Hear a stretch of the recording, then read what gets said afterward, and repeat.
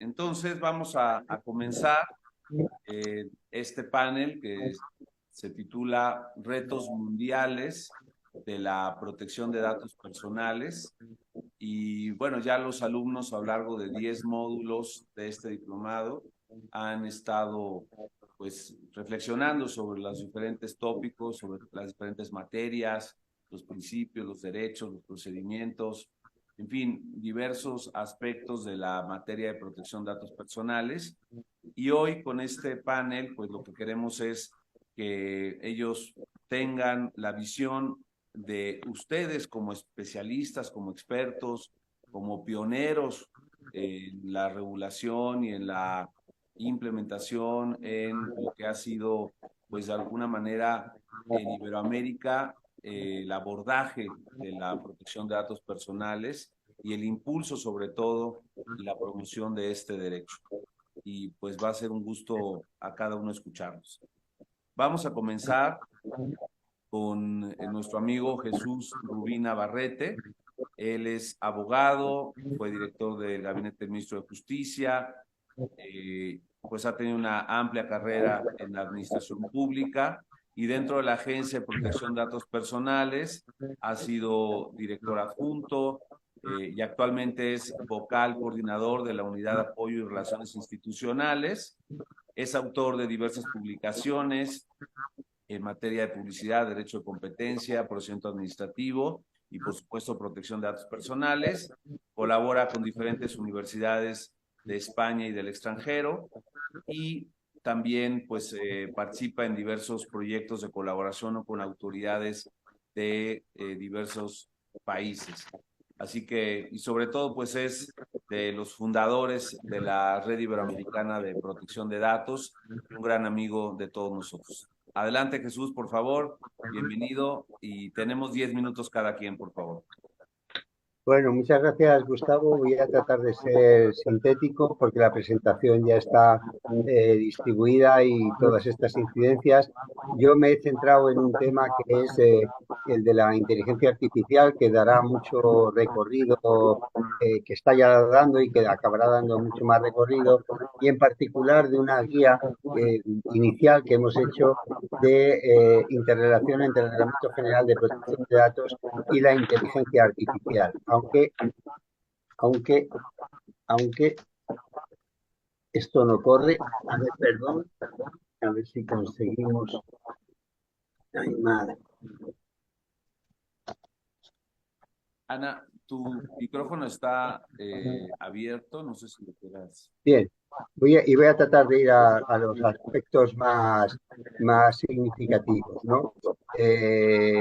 En primer lugar, en el tema del sistema de garantías del Reglamento General de Protección de Datos, el punto de partida del modelo de cumplimiento es un análisis de riesgos y, por tanto, es el primer aspecto que hay que tener en consideración.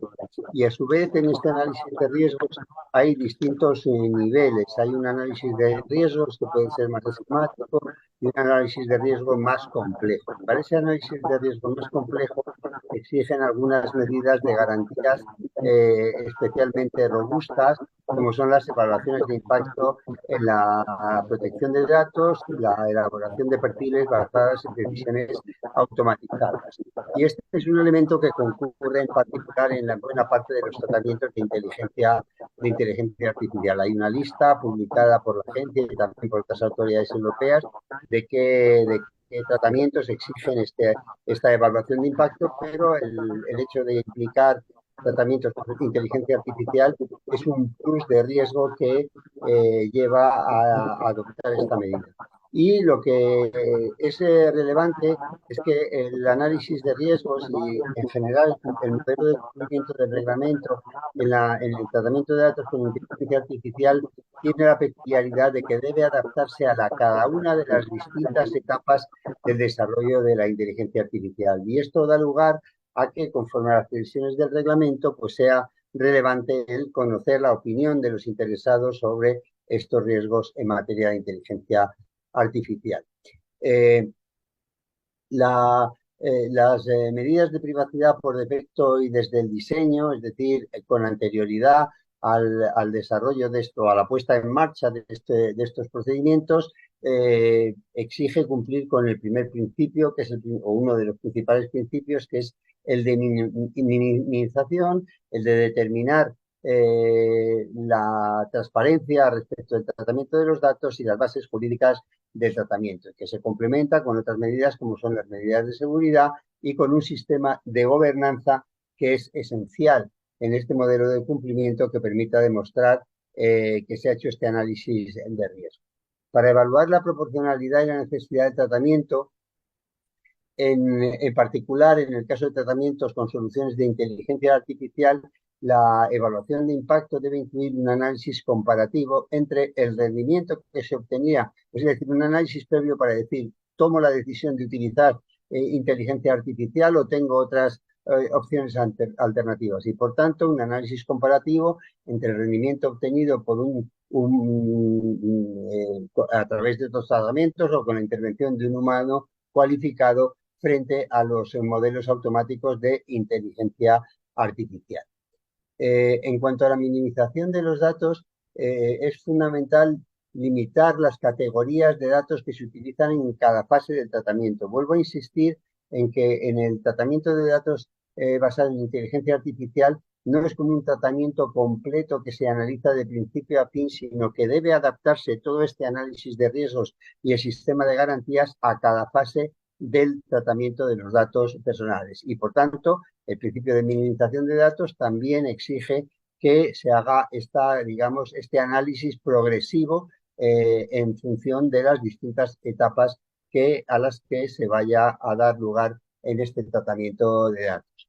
Respecto a las bases jurídicas aplicables, también opera la misma metodología, que es la de distinguir las distintas etapas del ciclo de vida de los sistemas de inteligencia artificial, y de esa manera podría identificarse bases jurídicas diferenciadas, no una base jurídica común para el conjunto de tratamientos, sino bases distintas para en la fase de entrenamiento y o validación de modelos de inteligencia artificial, el uso de datos de terceros para las inferencias que se deriven de la utilización de inteligencia artificial, la comunicación de datos implícitos en el modelo de inteligencia artificial y en la vinculación a los servicios específicos a los que se esté aplicando esta terminología.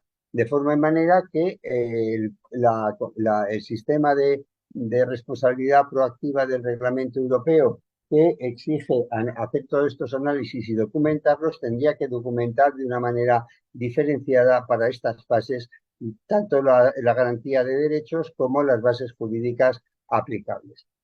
Las bases jurídicas más habituales para el tratamiento de una solución de inteligencia artificial dependen de las categorías de datos que se vayan a tratar.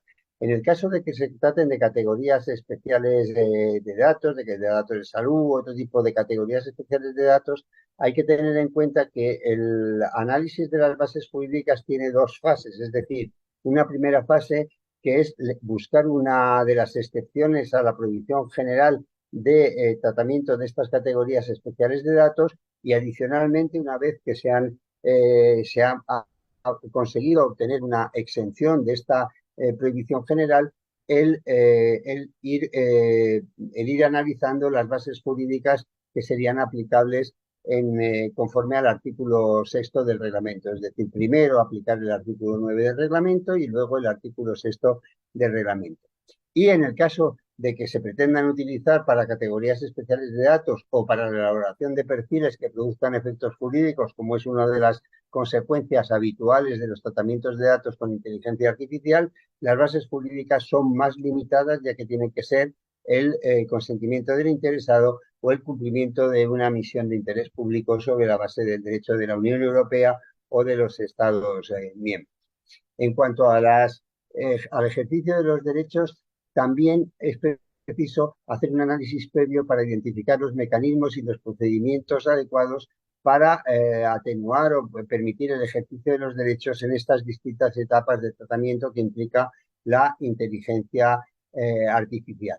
Si además es necesario, para garantizar este ejercicio de los derechos el que haya una interrelación que afecte a toda la red de responsables que puedan intervenir o de responsables y encargados que puedan intervenir en el tratamiento de datos con inteligencia artificial para poder determinar a quién hay que dirigirse para ejercitar estos derechos. Y en el caso de que intervengan encargados de tratamiento, detallar de una manera más precisa, a través de cláusulas contractuales, cuáles son los deberes de colaboración que tiene que prestar para el ejercicio de estos derechos. Esto es particularmente relevante porque en muchas ocasiones la utilización de estas tecnologías implica la intervención de encargados del tratamiento o incluso de subencargados del tratamiento.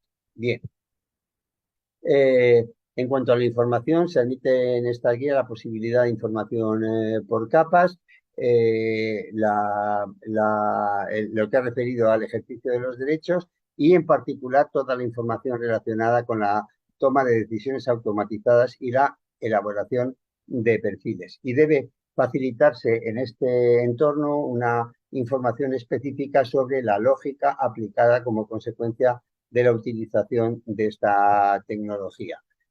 La transparencia obliga a informar a los interesados y también a los distintos operadores del tratamiento. Debe ser una información veraz sobre la eficiencia, las capacidades y las limitaciones que tengan estos sistemas.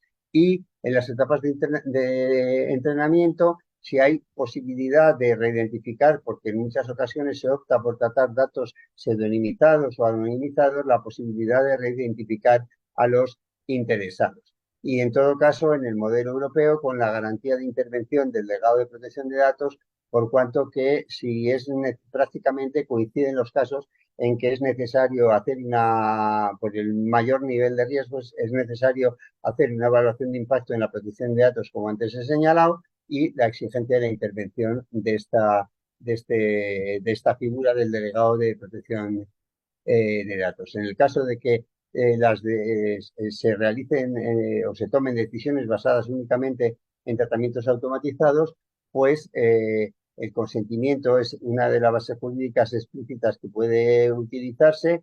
Debe informarse a los interesados sobre otras alternativas viables respecto al resultado de las decisiones automatizadas. Debe garantizarse que se eviten sesgos perjudiciales para los interesados durante todas las fases antes desde el diseño del tratamiento de los datos y detectar las situaciones en las que sea necesaria una intervención humana para poder confirmar o ratificar o no el resultado derivado del uso de mecanismos de inteligencia artificial. También en este entorno son muy relevantes la información sobre los logs o los registros de actividad, porque son un elemento fundamental para sustentar todos los procesos de auditoría en el tratamiento de datos con inteligencia artificial y también son necesarios para constatar la vigencia de las bases jurídicas en las distintas etapas del tratamiento a que antes he hecho referencia.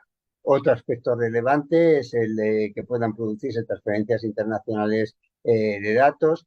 Aquí es preciso analizar si el desarrollo de los despliegues de los componentes de inteligencia artificial pueden implicar flujos transfronterizos, sobre todo cuando esta tecnología la puedan aportar terceros como puede ser encargados del tratamiento. Y en el caso de que pueda ser frecuente de que se intervengan encargados o subencargados del tratamiento, pues cabe la posibilidad o es necesaria cumplir con las garantías de un contrato de encargado del tratamiento entre el responsable del tratamiento y este encargado, y si intervienen subencargados del tratamiento, una autorización por parte de los responsables para conocer, identificar y poder tomar decisiones sobre si autorizan o no autorizan la intervención de estos encargados del tratamiento, y asimismo un contrato de encargado del tratamiento entre el encargado y el subencargado de tratamiento. A este respecto, lo que quisiera hacer una breve y última reflexión, que es que en buena medida todas estas iniciativas que se están tomando de sistemas descentralizados de acceso a la información, como son los espacios de datos que se están promoviendo en la Unión Europea y que pueden existir de una manera más generalizada en todo tipo de entornos, en el ámbito sanitario o en cualquier otro tipo de ámbitos. Un aspecto muy relevante es el de identificar los sujetos, los agentes que intervienen en la prestación de estos servicios, que se articulan a través de plataformas de acceso a sistemas descentralizados, el identificar claramente los agentes que intervienen y el identificar y exigir las garantías jurídicas que pueden ser complejas de la figura del responsable, de la intervención de encargado del tratamiento, de la intervención de subencargado del tratamiento, inclusive en muchos casos cuando los promotores de estos espacios sean las administraciones públicas. Muchas gracias. Excelente, pues muchas gracias, estimado Jesús. Creo que he estado en tiempo, más o menos.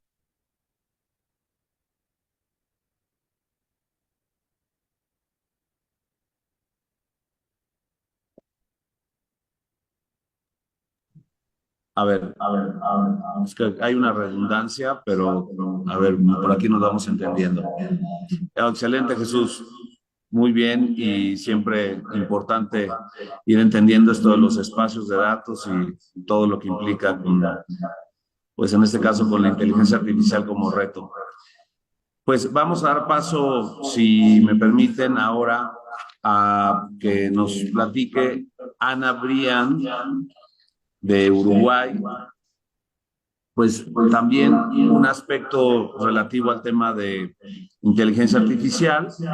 Ella, como ustedes saben, es doctora en Derecho y Ciencias Sociales por la Facultad de Derecho de la Universidad de la República Oriental del Uruguay. Es catedrática en Derecho Informático y Protección de Datos en la licenciatura en Ciencia de Datos y en la Facultad de Ingeniería de la Universidad de Montevideo, y docente en la Facultad de Derecho de la Universidad de la República. Ella también pues, es miembro de diversos colegios, instituciones, miembro fundador de la Red Iberoamericana y bueno, ha sido asesora como abogada del Parlamento Nacional, atendiendo pues, diversos asuntos del Senado y de diversos aspectos en el Poder Legislativo. También ella, pues actualmente, y es una de sus labores principales, es relatora especial de las Naciones Unidas en materia de privacidad desde el 2021. Así que pues es un gusto, un honor y un privilegio escucharte, estimada Ana, y bienvenida. Adelante, por favor.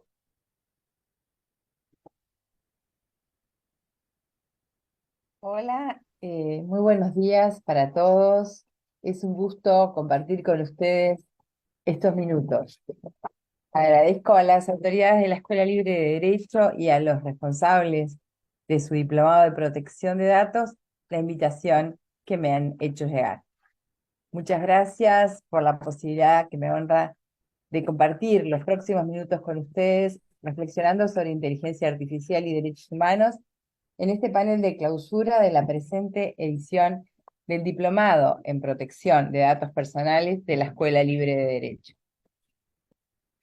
La inteligencia artificial es una manifestación de la evolución tecnológica que hemos vivido. Es consecuencia de la rápida evolución de las tecnologías de la información y de las comunicaciones, que ha puesto a disposición grandes cantidades de información digital que es generada y controlada mediante algoritmos por las grandes organizaciones, por las empresas y por los gobiernos. La inteligencia artificial puede realzar nuestras habilidades, puede permitirnos vivir la vida de una forma más plena, ayudándonos a solucionar problemas, como se da en el caso de las implementaciones de Internet de las cosas, que pueden colaborar con personas incapaces o de mayor edad en las tareas domésticas, facilitándoles el día a día. En el caso de las predicciones meteorológicas, también, a las que tanto nos hemos acostumbrado, estas son posibles gracias a sistemas de inteligencia artificial. Estos ejemplos surgen en el ámbito de nuestra vida diaria y también en la economía, en la salud, en la ciencia, entre otros. Democratizan el acceso al conocimiento, tienen el potencial necesario para beneficiar a la humanidad. Pero puede, asimismo, suceder que la inteligencia artificial genere dificultades graves.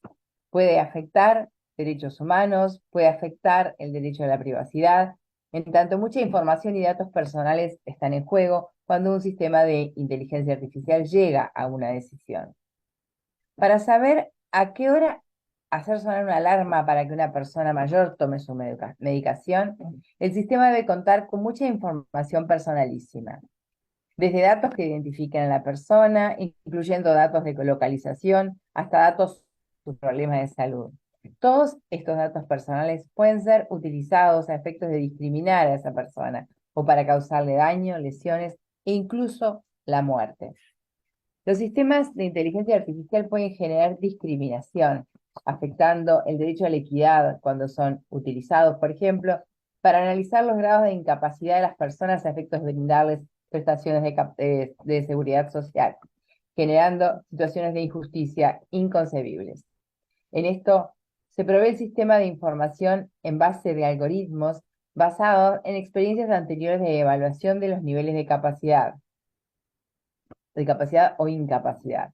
Si no se provee al sistema de una posibilidad de una intervención complementaria humana para evaluar personalmente a las personas, es muy difícil que sus derechos humanos no sean violentados. Es que los sistemas de inteligencia artificial son implementados teniendo por base fundacional los previos conocimientos de otras personas. Si esas personas tienen apreciaciones sesgadas, los sistemas llegan a conclusiones que van a denotar ese sesgo. Pueden diseminar información sesgada e incentivar rasgos de misoginia o de racismo. Pueden provocar discriminación de las personas mayores o de minoridades étnicas o de discapacitados. Ahora, si bien la forma como estos algoritmos actúan y cómo son diseñados es compleja y nos trae aparejados riesgos, puede realzar nuestras habilidades y permitirnos maximizar nuestros tiempos y llevar a cabo nuestros intereses vitales de una forma más plena. Ni que hablar del daño que puede ser causado por sistemas de inteligencia artificial, por ejemplo, aplicando medidas de censura, aplicativos de vigilancia masiva, sistemas de reconocimiento facial, que desatienden el derecho a la privacidad o a la libertad de expresión. Sistemas de inteligencia artificial aplicados por el Estado a la justicia, a migraciones, a servicios financieros, son de un riesgo potencial muy alto. Es preciso, por tanto, por lo dicho, encontrar un balance justo para que la innovación en materia de inteligencia artificial no deba ser dejada de lado en pos de la protección de los derechos humanos fundamentales involucrados. Es que la persona humana es el origen y el fin de toda organización jurídica y política. Quiero decir que toda organización social o política debe conducir a realzar la dignidad y la autonomía de las personas, su igualdad y su libertad, así como a coadyuvar en su convivencia social y política. Por otra parte, en lo que hace al derecho humano a la privacidad y a la protección de datos personales como derecho fundamental que es, no basta que esté consagrado legalmente, sino que debe ser tutelado y efectivizado también en el caso de sistemas de inteligencia artificial. No basta con que esto exista virtualmente, debe poseer también instrumentos jurídicos, también para el caso de inteligencia artificial, que hagan efectivo el derecho en una forma administrativa o en una forma judicial. El Estado democrático de derecho supone la existencia de los derechos y también la posibilidad de que estos sean efectivizados. En el caso del derecho a la privacidad y a la protección de datos personales, es importante destacar que también se manifiesta como un derecho facilitador de otros derechos, como el derecho a la libertad de pensamiento, de expresión, el derecho de opinar, a la información, a trabajar con dignidad, etcétera, etcétera. Cuando hablamos de enfrentar los problemas que la inteligencia artificial trae aparejados, nos referimos a identificar los riesgos y analizar y mitigarlos. Esta herramienta que analiza el impacto de los riesgos es fundamental a efectos de lograr el balance que se pretende. Es vital que podamos disfrutar de los beneficios de la inteligencia artificial a la vez que mitigar sus riesgos. Asimismo, debemos trabajar para lograr un actuar de los Estados en cooperación, generando políticas y estándares éticos y fiables, centrados en la persona humana, que protejan los derechos humanos, las libertades, los datos personales, que maximicen los beneficios de la tecnología para las personas, mitigando los riesgos y brindando al planeta condiciones básicas de sustentabilidad. La aplicación del principio de transparencia en los sistemas de inteligencia artificial, asimismo, viene a cumplir el trascendente rol de facilitar que se pueda detectar si hubo falta de atención a los derechos humanos fundamentales, en tanto previamente debía haberse explicado en forma satisfactoria la forma como el algoritmo funciona. La rendición de cuentas, asimismo, viene a complementar estos principios. En tal sentido, el señor secretario general de la ONU ha propuesto un pacto mundial para gestionar las amenazas de la inteligencia artificial. En él habrán de intervenir las autoridades y la industria. Las empresas habrán de asegurar que los sistemas de inteligencia artificial sean seguros y que estén alineados con parámetros éticos. Los invito a ustedes también, con la formación que les ha otorgado la Escuela Libre de Derecho y este diplomado en protección de datos personales, a educar y a concientizar en protección de datos e inteligencia artificial, y a unirse a nosotros para asumir los desafíos que esto implica. Muchas gracias.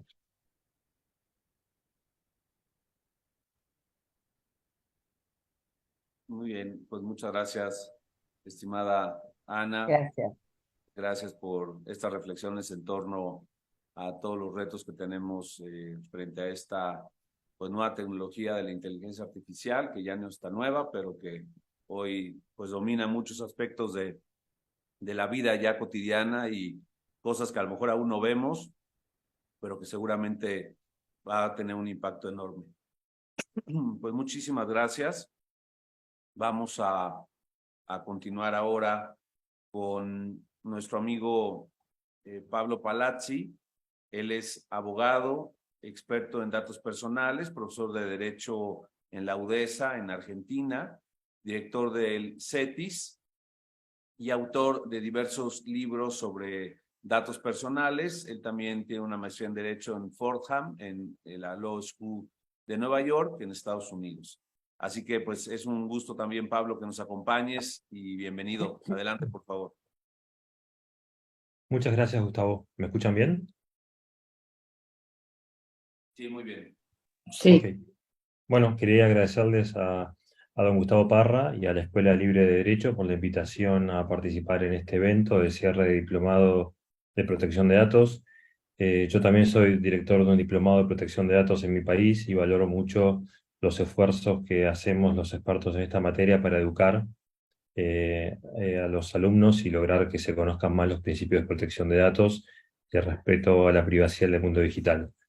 Dicho eso, como tenemos 10 minutos, o ahora 9, me pareció interesante hablar de un concepto que no lo inventé yo, sino me lo dijo un amigo en Singapur cuando lo visité hace unos meses, que es protección de datos 3.0, ¿no?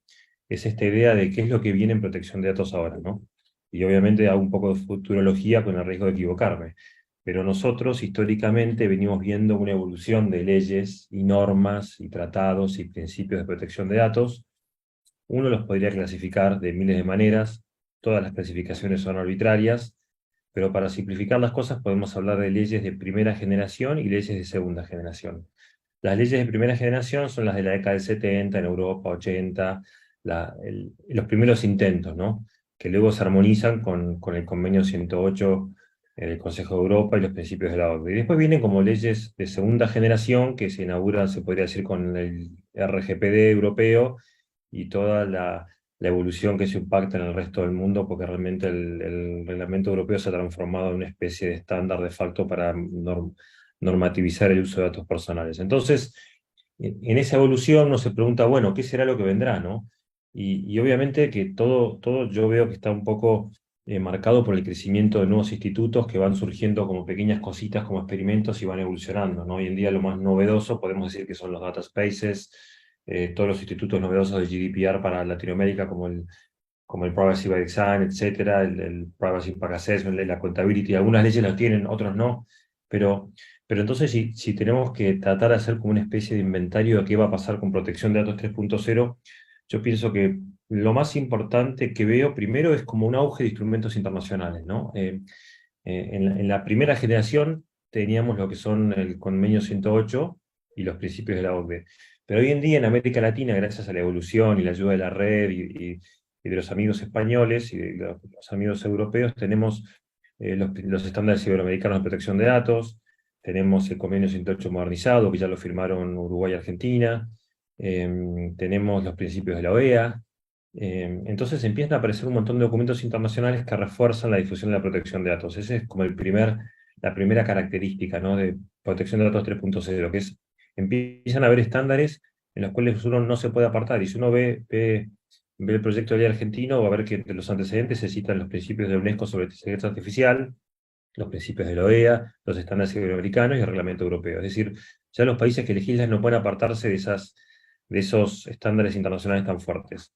Y después empiezan a aparecer temas que son trascendentales. Uno de ellos es las transferencias internacionales, que están jalonadas por una serie de casos importantes como GEMS 1, GEMS 2, acuerdos internacionales, y el desarrollo de garantías para transferencia internacional, porque estamos de acuerdo todos que no puede haber transferencia internacional frenada en un mundo como Internet, donde el comercio electrónico prima, y entonces empiezan a aparecer los modelos de cláusulas contractuales europeos. América Latina, a través de la red, hizo un trabajo diciendo unos instrumentos muy parecidos. El Convenio de Europa hace una semana acaba de terminar sus cláusulas contractuales modelo también para el Convenio 108 modernizado. Entonces empiezan a aparecer un montón de instrumentos que sirven como garantías para efectivizar esa transferencia. Y todos son parecidos pero diferentes. Entonces, como son distintos, aparece un tema importante que es la cooperación internacional. Dentro de esta protección 3.0 tenemos que empezar a hablar entre los distintos, entre Asia, entre América Latina, entre Europa, y tratar de encontrar puntos de convergencia para que todo eso funcione, ¿no? Entonces, la cooperación internacional también se da no solamente en congeniar esos instrumentos, crear puentes entre cada instrumento, sino también en lograr una cooperación internacional en la investigación de casos. Hoy en día, casi todos los casos son globales. Los data breach son globales. Los casos de falta de consentimiento, cesión de datos, todos tienen un contexto internacional. Entonces la cooperación entre agencias es importantísimo, y ahí aparecen instrumentos de cooperación como el Convenio 108 modernizado. Entonces la cooperación de agencias, como ejemplo, pongo lo que pasó con la red iberoamericana y la investigación de OpenAI, que es algo coordinado, que fue la primera vez que se hizo así, y en este momento hay 5 o 6 jurisdicciones que están llevando a cabo investigaciones sobre la misma empresa y sobre los mismos temas con un cuestionario muy parecido, y eso es un gran avance porque después hay intercambio de información, intercambio de experiencias. Otro tema que va a aparecer es la ciberseguridad. Todos los días vemos data breach. En Argentina el listado de data breach y de incidentes de seguridad es larguísimo, y es inacabable. Hay ya cerca de 40 agencias que fueron afectadas, y los datos de los ciudadanos están ahí a merced de los hackers. Entonces la ciberseguridad como componente de la protección de datos, aparte de ser un campo aparte, es importantísimo. Y hay que trabajar mucho en eso. Después aparece el tema de la inteligencia artificial, que no voy a hablar porque ya habló Jesús Rubí y también Ana Bryan, pero es un tema omnipresente porque todo el Estado va a informatizar sus procedimientos, y el sector privado también, y la protección de datos viene a dar una respuesta con las normas sobre tratamiento automatizado de datos y decisiones automatizadas. Ya hay un montón escrito y hecho, pero nos queda un gran camino por hacer. A modo de ejemplo, en Argentina tenemos un artículo que es copia de la ley española del año 99, que habla de tratamientos automatizados, y ese artículo nunca se aplicó en 23 años de vigencia de la ley, y se podría haber aplicado perfectamente en infinidad de situaciones. Bueno, después aparecen los nuevos institutos, ¿no? La accountability, la necesidad de hacer un impacto a la privacidad en cada proyecto que pueda afectar la privacidad tanto por el Estado como los particulares, el nombrar un DPO, en aplicar principios de privacy by design y default. Todas estas cosas son nuevas para América Latina. Las jurisdicciones como Brasil o Ecuador las han desarrollado porque, si bien fueron los últimos que llegaron, tienen la ventaja de tener normas modernas. Nosotros en otros países no, como Argentina, que estamos luchando por un proyecto de ley nuevo. Uruguay, en cambio, tiene la buena costumbre de a poco ir enmendando su ley con leyes de presupuesto, y se hizo como 3 o 4 o 5 reformas, ya perdí la cuenta, y siempre mantienen su ley actualizada. Pero bueno, hay un gran desafío para eso, ¿no? Y por último, una gran pregunta que me hago es, ¿acaso somos todos expertos? Los que hablamos, los estudiantes que hicieron este diplomado ya son expertos también, porque terminaron su diplomado. Ahora, ¿qué pasa con la gente común, no? ¿Cómo hacemos que la protección de datos llegue a la gente común? Porque las normas cada vez se vuelven más complejas, y en el mundo de la protección 3.0, uno de los desafíos va a ser no solo enseñar y difundir, sino que la gente común sepa cómo proteger su privacidad. Y no desde el punto de vista tecnológico, sino desde el punto de vista legal. Porque la protección de datos, y ustedes lo ven estos 20 años, se ha vuelto cada vez más compleja. Los textos legales son cada vez más largos, tienen reglamentaciones, las agencias sacan guías para interpretar cada uno de los artículos. A mí me encanta el tema, y cada vez que sale un documento del Supervisor Europeo, de IDPB o de la red, lo imprimo, lo leo y lo disfruto. Pero la gente común, como decimos en Argentina, Doña Rosa, ¿cómo sabe cuáles son sus derechos? Y hay un gran esfuerzo por enseñar y difundir y tener pedagogía en que la gente no solamente sepa sus derechos, sino que los ejerza, ¿no? Entonces, ¿cómo llegamos a los jueces? Para que los jueces conozcan protección de datos. Todavía hay casos en Argentina donde los jueces toman la ley de protección de datos en una habeas data, la leen, y por lo que dice uno se da cuenta que no entendieron lo que es la protección de datos. Y siguen con un chip seteado de hace 20 años. Entonces, y no lo digo por todos los jueces, pero se ven casos. Entonces, hay un gran desafío en la educación, y no la educación de especialistas como nosotros, sino de la gente común. Que la gente sepa que puede hacer una acción de habeas data. Y yo lo empiezo a ver un poco, porque cuando hay algo que el Estado hace, y la gente dice, hey, tiene este dato, tiene esta cosa, bueno, hacer una acción de habeas data. Pasó con la pandemia. En la pandemia, en Colombia, en Brasil, en Argentina, se litigaron temas de datos de salud, y eso es un demostrativo que la gente ya conoce las herramientas. Pero todavía el habeas data está muy lejos de ser el habeas corpus o el amparo, que es una herramienta que uno dice, bueno, la conocemos. Los otros especialistas sí la conocemos, pero yo me refiero a la gente común. Llegar a que la gente pueda ejercer y saber más sus derechos es uno de los grandes desafíos de la protección de datos 3.0. Y con esto termino, y nuevamente muy agradecido de estar entre tantos colegas tan conocidos e importantes. Muchas gracias.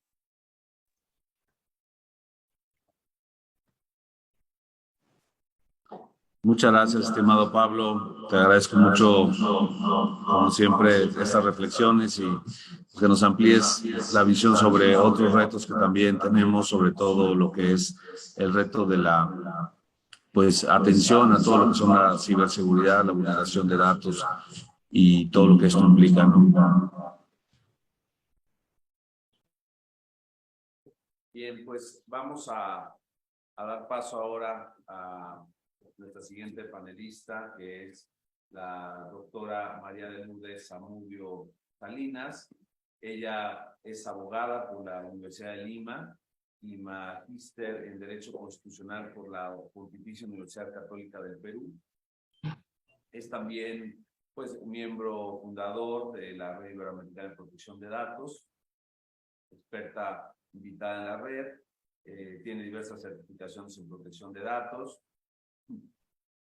Ha sido parte de, pues, diversas comisiones consultivas para proyectos de ley en su país, y profesora sobre la materia de protección de datos en las universidades de Lima y de la UNED de España.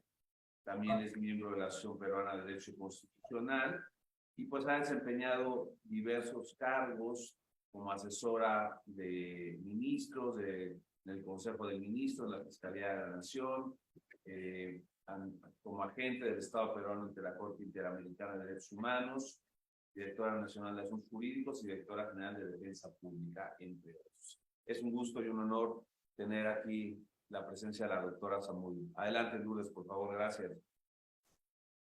Muchísimas gracias, Gustavo, y gracias a la Escuela Libre de Derecho por la gentil invitación para participar en la clausura de este diplomado sobre protección de datos personales, que también me da la oportunidad de compartir este panel con tan distinguidos especialistas y además amigos. Me pidieron que reflexione en torno a algunos retos de la protección de datos personales y de la privacidad, así que voy a referirme a algunos de ellos de la siguiente manera.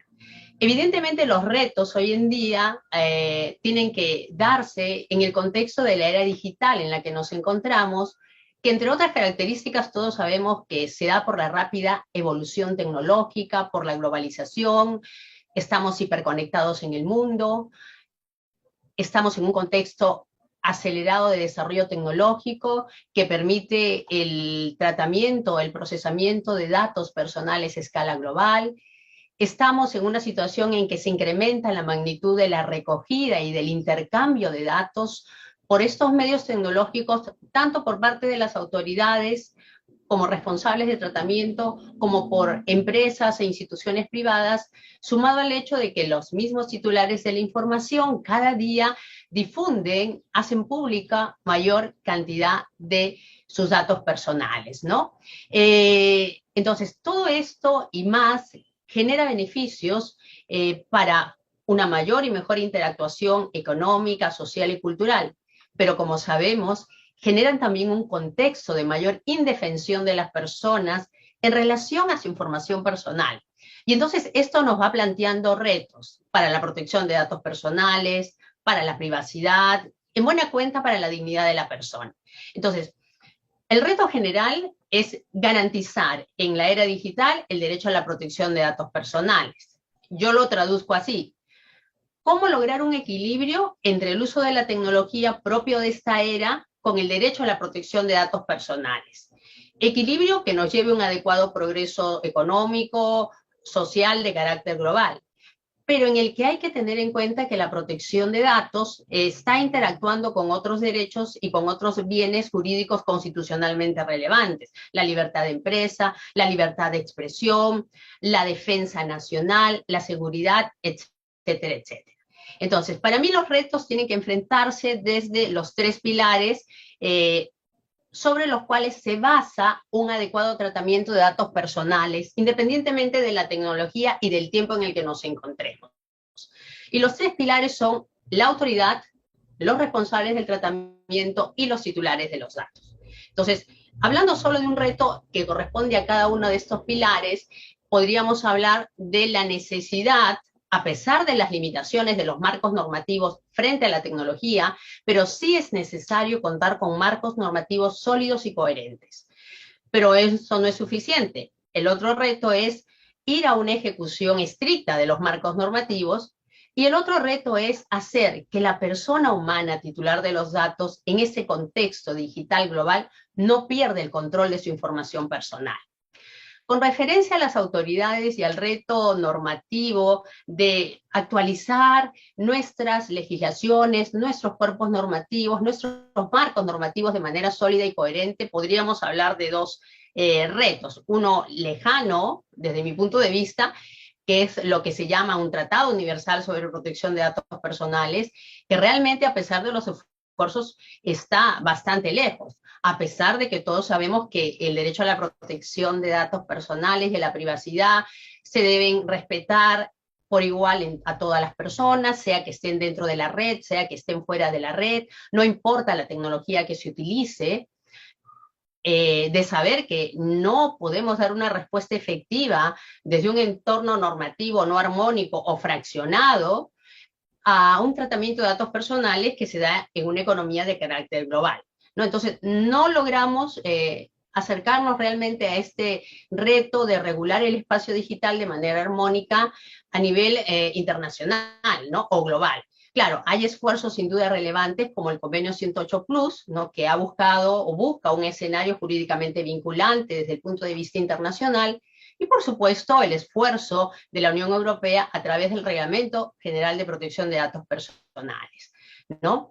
Entonces, cada región del mundo responderá a este reto desde su realidad, porque América Latina, por ejemplo, desde su realidad de la normativa, difiere de la realidad europea. En América Latina no todos los países tienen legislación sobre materia de protección de datos personales. Bolivia, El Salvador, Guatemala, Honduras, Venezuela, etcétera. Tampoco todas nuestras leyes en América Latina han adoptado los mismos principios. Por ejemplo, lealtad, transparencia, responsabilidad proactiva no está en todas las normas. Los derechos como portabilidad tampoco, entre otras figuras y procedimientos que dan contenido al derecho, ¿no? Inclusive los estados que tienen una normatividad sobre protección de datos, a la hora de la aplicación de la misma difiere, ¿no? Esto, sumado al bajo nivel de cultura de protección de datos, es desde donde debemos responder. Claro, la situación europea es muy diferente porque ellos han respondido al desafío desde el Reglamento General de Protección de Datos Personales y ahora con el paquete digital de la Unión Europea, que nos sigue marcando la pauta y nos sirve de referente, ¿no? Como un contexto más garantista de la protección de datos personales, al que siempre ha mirado América Latina y gracias al impulso y al trabajo denodado y esfuerzo denodado de la Red Iberoamericana de Protección de Datos Personales. Pero avanzamos a nuestros ritmos, a pesar de que la tecnología exige otros. En cuanto al segundo reto, que tiene como centro a los responsables del tratamiento, tiene que ver parte con la normativa y parte con la actitud y la mentalidad de los responsables del tratamiento, sea desde el Estado, sean de las empresas, sean de los grandes desarrolladores tecnológicos, ¿no? Y lo que se busca es el marco normativo tiene que ser llevado a la práctica, ¿no? ¿Cómo logramos una ejecución estricta de este marco normativo? Ya el grupo de trabajo del artículo 29 hace 13 años, en un dictamen 3 del 2010, lo decía, ¿no? La protección de datos personales debe pasar de la teoría a la práctica. Y hablaba de la necesidad de incorporar el principio de responsabilidad proactiva. Que lo ha incorporado como obligatorio para la Unión Europea el Reglamento General de Protección de Datos Personales en el artículo 5, la Red Iberoamericana de Protección de Datos en los estándares del año 2017 lo ha incorporado, pero sabemos que es como una recomendación. Algunos estados en sus normativas lo han hecho, pero no varios de estos. Y en buena cuenta, la responsabilidad proactiva tiene como objetivo, ¿qué cosa? Poner en práctica los principios de la protección de datos, porque los principios son el instrumento más importante con el que contamos hoy en día frente a los retos tecnológicos que van variando. En cambio, los principios nos permiten, si los entendemos, si los aplicamos, adecuar nuestro tratamiento de datos personales en el sector donde nos encontremos a la normativa, ¿no? Pero la responsabilidad proactiva, entonces, además de ser un principio que se da en pro y para el cumplimiento de los otros principios, también implica que el responsable del tratamiento va a tener la capacidad de demostrar esto ante la autoridad y ante el titular, ¿no? Entonces, esto supone continuar con el cumplimiento de la normativa, pero de una manera diferente, con mayor implicación del responsable y del encargado del tratamiento, a través de la implementación de una serie de medidas apropiadas y efectivas que permitan verificar en la práctica que se está cumpliendo con la normativa. Varias de estas ya las mencionaron Jesús, lo ha mencionado Anita, medidas de protección de datos desde el diseño y por defecto, las evaluaciones de impacto, los análisis de riesgo, las medidas de seguridad adecuadas, las notificaciones de violación de seguridad, etcétera, etcétera. Estas medidas propias de la responsabilidad proactiva, entonces, añaden un plus de garantía adicional para buscar ir más allá de lo exigido por la norma, ¿no? Entonces, este principio no está reconocido en todas las legislaciones.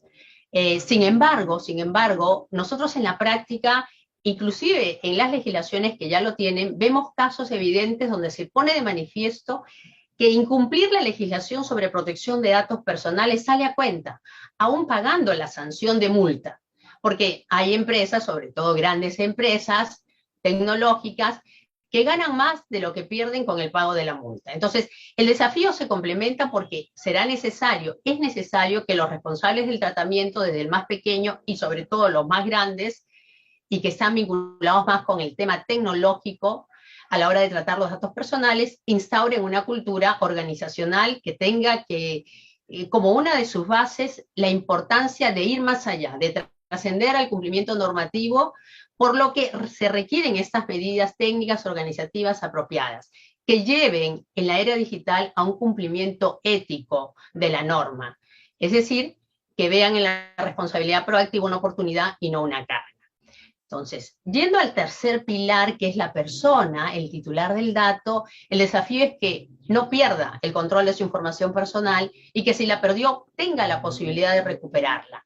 Ya lo han señalado también. Para esto, evidentemente, es necesario que el titular del dato, que todos conozcamos este derecho, tomemos conciencia de él, seamos acuciosos, responsables a la hora de informarnos de las condiciones de tratamiento, a la hora de dar nuestro consentimiento. El tema de las políticas de privacidad, sobre todo en línea, exige hoy en día mayor transparencia.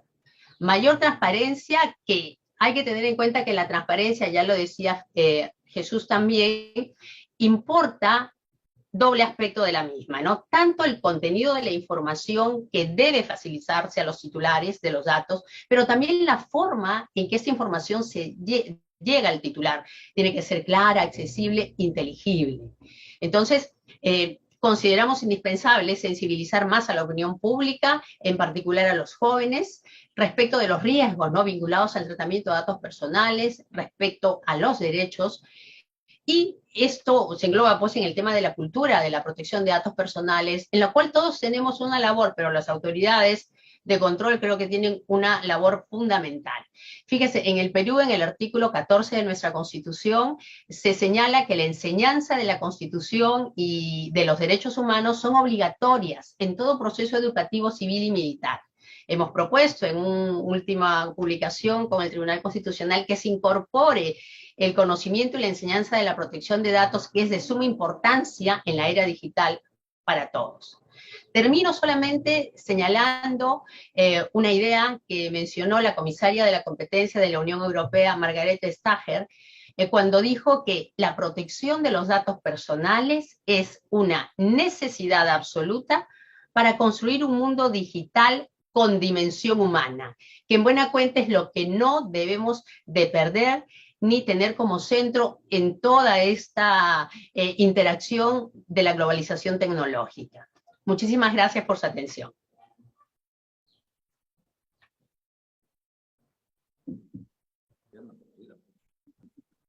Muy bien. Muchas gracias, estimada doctora Zamudio.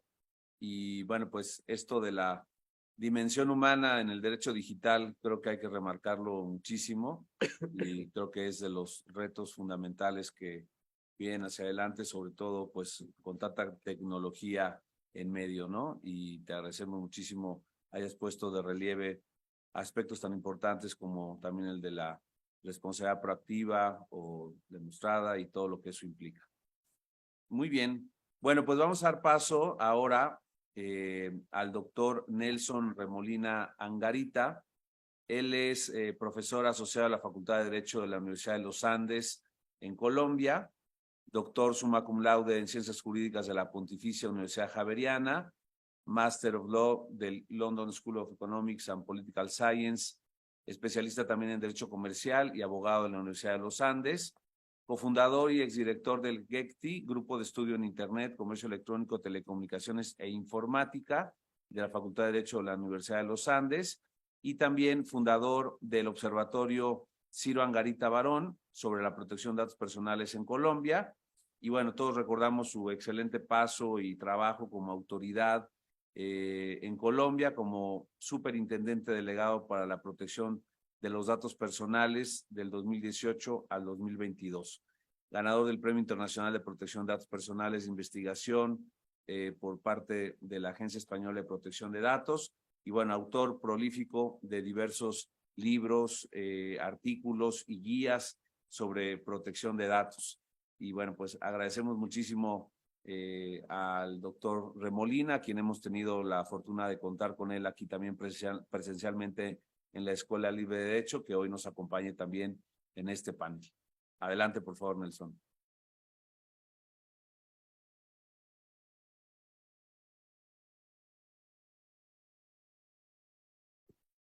Ok, ya. ¿Ahora sí me escuchan bien? Ahora sí. Bueno, no, estaba dando los buenos días, saludándolos.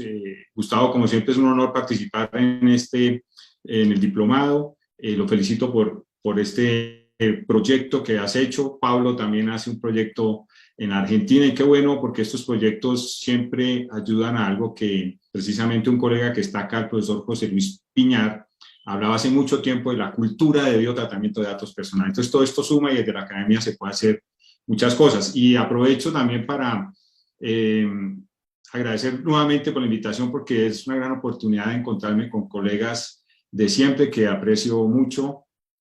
Y siempre lo he dicho que lo de datos es una cosa, pero detrás de datos se consigue también o termina uno conociendo grandes personas, muy buenos colegas, y eso creo que es lo más valioso en medio de todo. Y pues un saludo a Ana Bryan, a Gustavo, desde luego, Felipe Rotondo, Oscar Puccinelli, a José Luis Piñar, Jesús Rubio, Pablo Palazzi, Lina Ornella,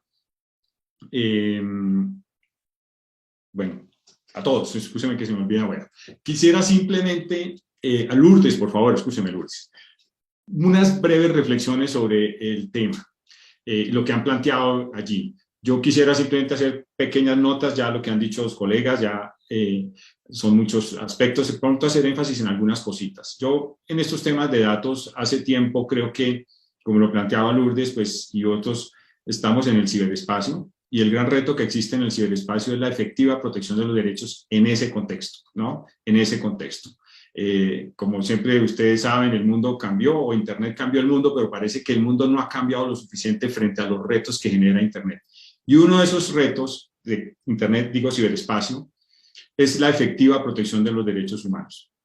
Y siempre va a haber muchos, así como hay tecnologías emergentes, también temas emergentes que surgen con ocasión de tecnologías nuevas o anteriores que pues generan muchas preocupaciones y especulaciones también, ¿no? Hay que decirlo muy francamente. Uno de los retos, y que está allí, ya lo mencioné, la efectiva protección de los derechos humanos. Yo quisiera destacar un trabajo precisamente de nuestra colega Ana Bryan como relatora de privacidad de la ONU.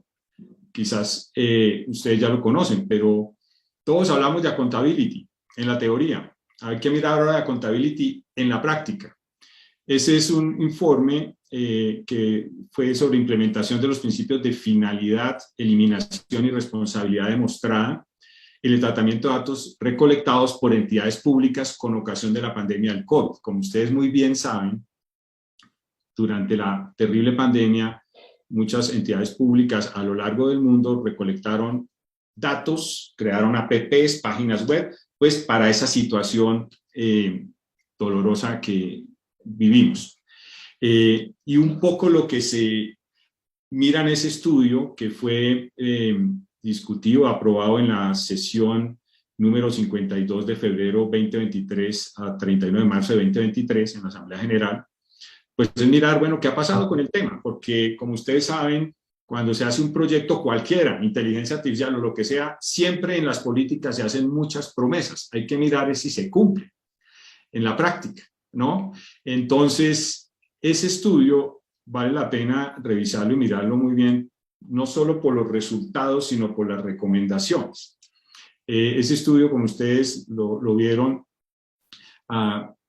analizó las políticas, documentos de más de 20 países, Alemania, Argentina, Australia, Bélgica, Brasil, Colombia, España, Francia, India, Irlanda, Italia, Japón, Letonia, Mauricio, México, Nueva Zelanda, Países Bajos, Reino Unido, Singapur y Sudáfrica. O sea, ahí están representados los 5 continentes. Y era un poco, cuando uno mira el documento, pues hicieron unas preguntas. Y los resultados que arrojan, pues, dan mucho que decir. ¿En qué sentido? Todos hablan de que sí, estamos de acuerdo con el principio de finalidad. ¿Listo? Pero ya cuando se empieza a hacer preguntas muy concretas de usted comunicó expresamente a las personas que sus datos van a ser eliminados posteriormente, algunos sí, otros no. Usted menciona en sus políticas algunas reglas de accountability o responsabilidad demostrada, algunos sí o no, pero ya muy bajo, estamos hablando casi que un 40%. Usted se compromete a adoptar medidas de responsabilidad demostrada o proactiva para cumplir el principio de eliminación, y ahí sí ya muy pocos, ahí empezamos 15%. Y las 2 últimas preguntas, ¿se indica un procedimiento de verificación para demostrar o probar la eliminación o anonimización de los datos? Solo un país lo menciona. ¿O se prevé el uso de una auditoría externa para certificar la efectiva eliminación o anonimización de los datos personales? Pues también solo un país lo menciona. Yo no voy a leer todo el estudio, pero sí unas reflexiones para que lo miren, porque me parece que falta mucho del dicho al hecho, como dicen por ahí coloquialmente. El tema de accountability, pues lo que se quiere es que lo que se promete en el documento se cumpla en la práctica. Este estudio muestra, por lo menos, que falta mucho para que las cosas se cumplan en la práctica. Este es caso de sistemas de información de entidades públicas que en caso de pandemia que afecta a la humanidad, recolectaron muchos datos. Y ustedes saben que esto es muy importante cumplirlo, no solo porque es un deber legal y constitucional, sino también para generar confianza en la ciudadanía. Yo recuerdo, no sé si fue lo mismo en sus países, que cuando salió estos temas de que una APP para recolectar datos, pues bueno, mucha gente entonces de una vez va a los libros de 1984, el Estado nos vigila y se genera una sensación de desconfianza, hay que decirlo, no toda la ciudadanía, pero algunas sí. El Estado yo creo que debe responder es generando confianza, no sacando solo políticas que en la práctica algunos las cumplen, otras no, porque eso son promesas, y excúseme, en lo franco es como si un político en campaña promete todo, pero ya nombrado no hace nada, o hace muy poco, o hace otras cosas. Eso yo creo que es un tema ético que hay que mirarlo y también hacer mucho énfasis de la debida protección de datos en el día a día, en la práctica. Eso era un poco lo que quería básicamente comentar. Lo otro, pues simplemente nuevamente agradecer por esta oportunidad, y yo creo también un tema de lo que planteó Jesús al principio con inteligencia artificial y bueno, nosotros colegas, yo creo que detrás de la regulación de inteligencia artificial está el tema de datos, pero lo que hay, la gran pregunta es qué tipo de sociedad queremos, ¿no? ¿Hacia dónde queremos llegar? Y la misma pregunta de siempre que tiene un fondo ético, si todo lo tecnológicamente posible es socialmente deseable. Son preguntas ahí como de fondo. El tema de datos está ahí en el radar como un insumo, una partecita de la historia del rompecabezas de inteligencia artificial. No es el único, pero el fondo es muy ético, porque aquí hay que tener, como ustedes lo saben, mucha tecnoresponsabilidad, no solo tecnofascinación, sino mucha tecnoresponsabilidad en estos temas. Y creo que el mensaje está para todos, en la academia, como ciudadanos, en la empresa, en el sector público, porque esto es un tema que nos afecta a todos de diferente forma, pero que definitivamente nos involucra de una manera u otra. Bueno, les envío un abrazo y gracias por permitirme hablar con ustedes un rato. Muchas gracias.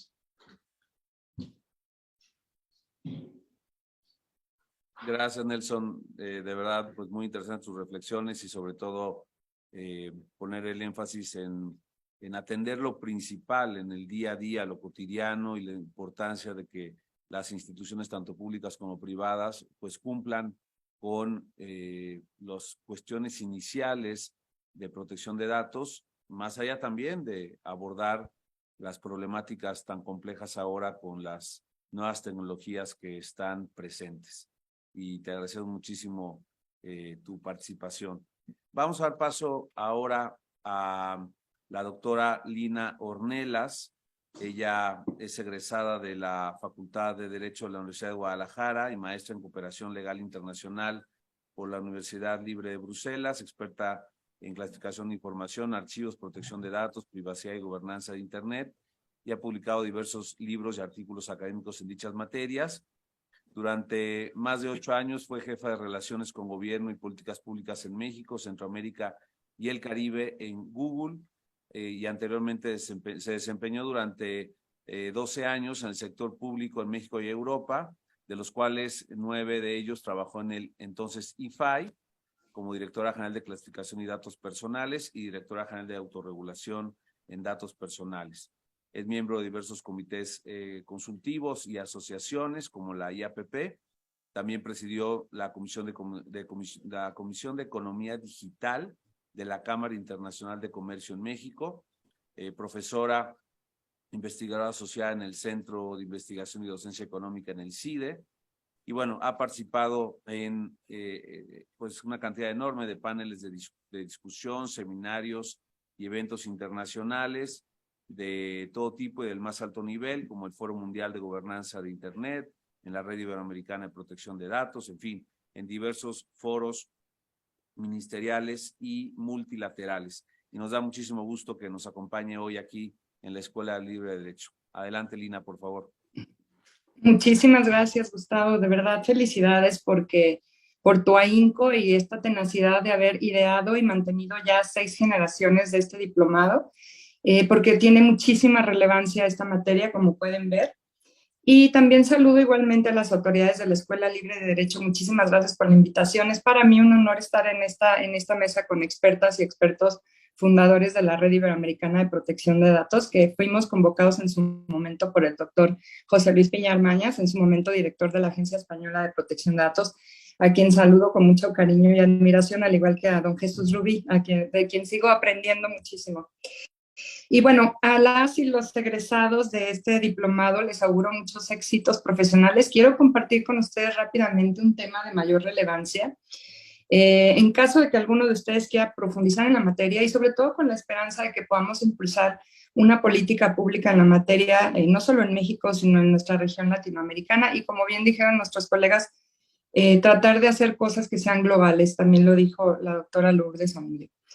Y bueno, les quiero dejar la inquietud en particular en el tema de protección de datos de menores en plena era digital, porque se trata de un colectivo bastante vulnerable, como sabemos, y a nivel global estamos presenciando problemáticas de afectaciones severas a los menores, tales como la adicción a la tecnología, psicopatías y desórdenes alimentarios como la bulimia, la anorexia, desafíos que ponen en riesgo su vida, como ingerir medicamentos, quemarse, hacer un montón de cosas en las redes sociales que si bien sirven para que ellos puedan ejercer su libertad de expresión y acceder a la información del mundo y el conocimiento y también el ocio, pues tiene que haber ciertos controles y regulación muy clara para que todos los actores involucrados puedan utilizar la información de menores de una forma que no los ponga en riesgo, que puedan diseñar productos de acuerdo a las edades, etcétera. Y creo que ahí hay un tema muy, muy relevante.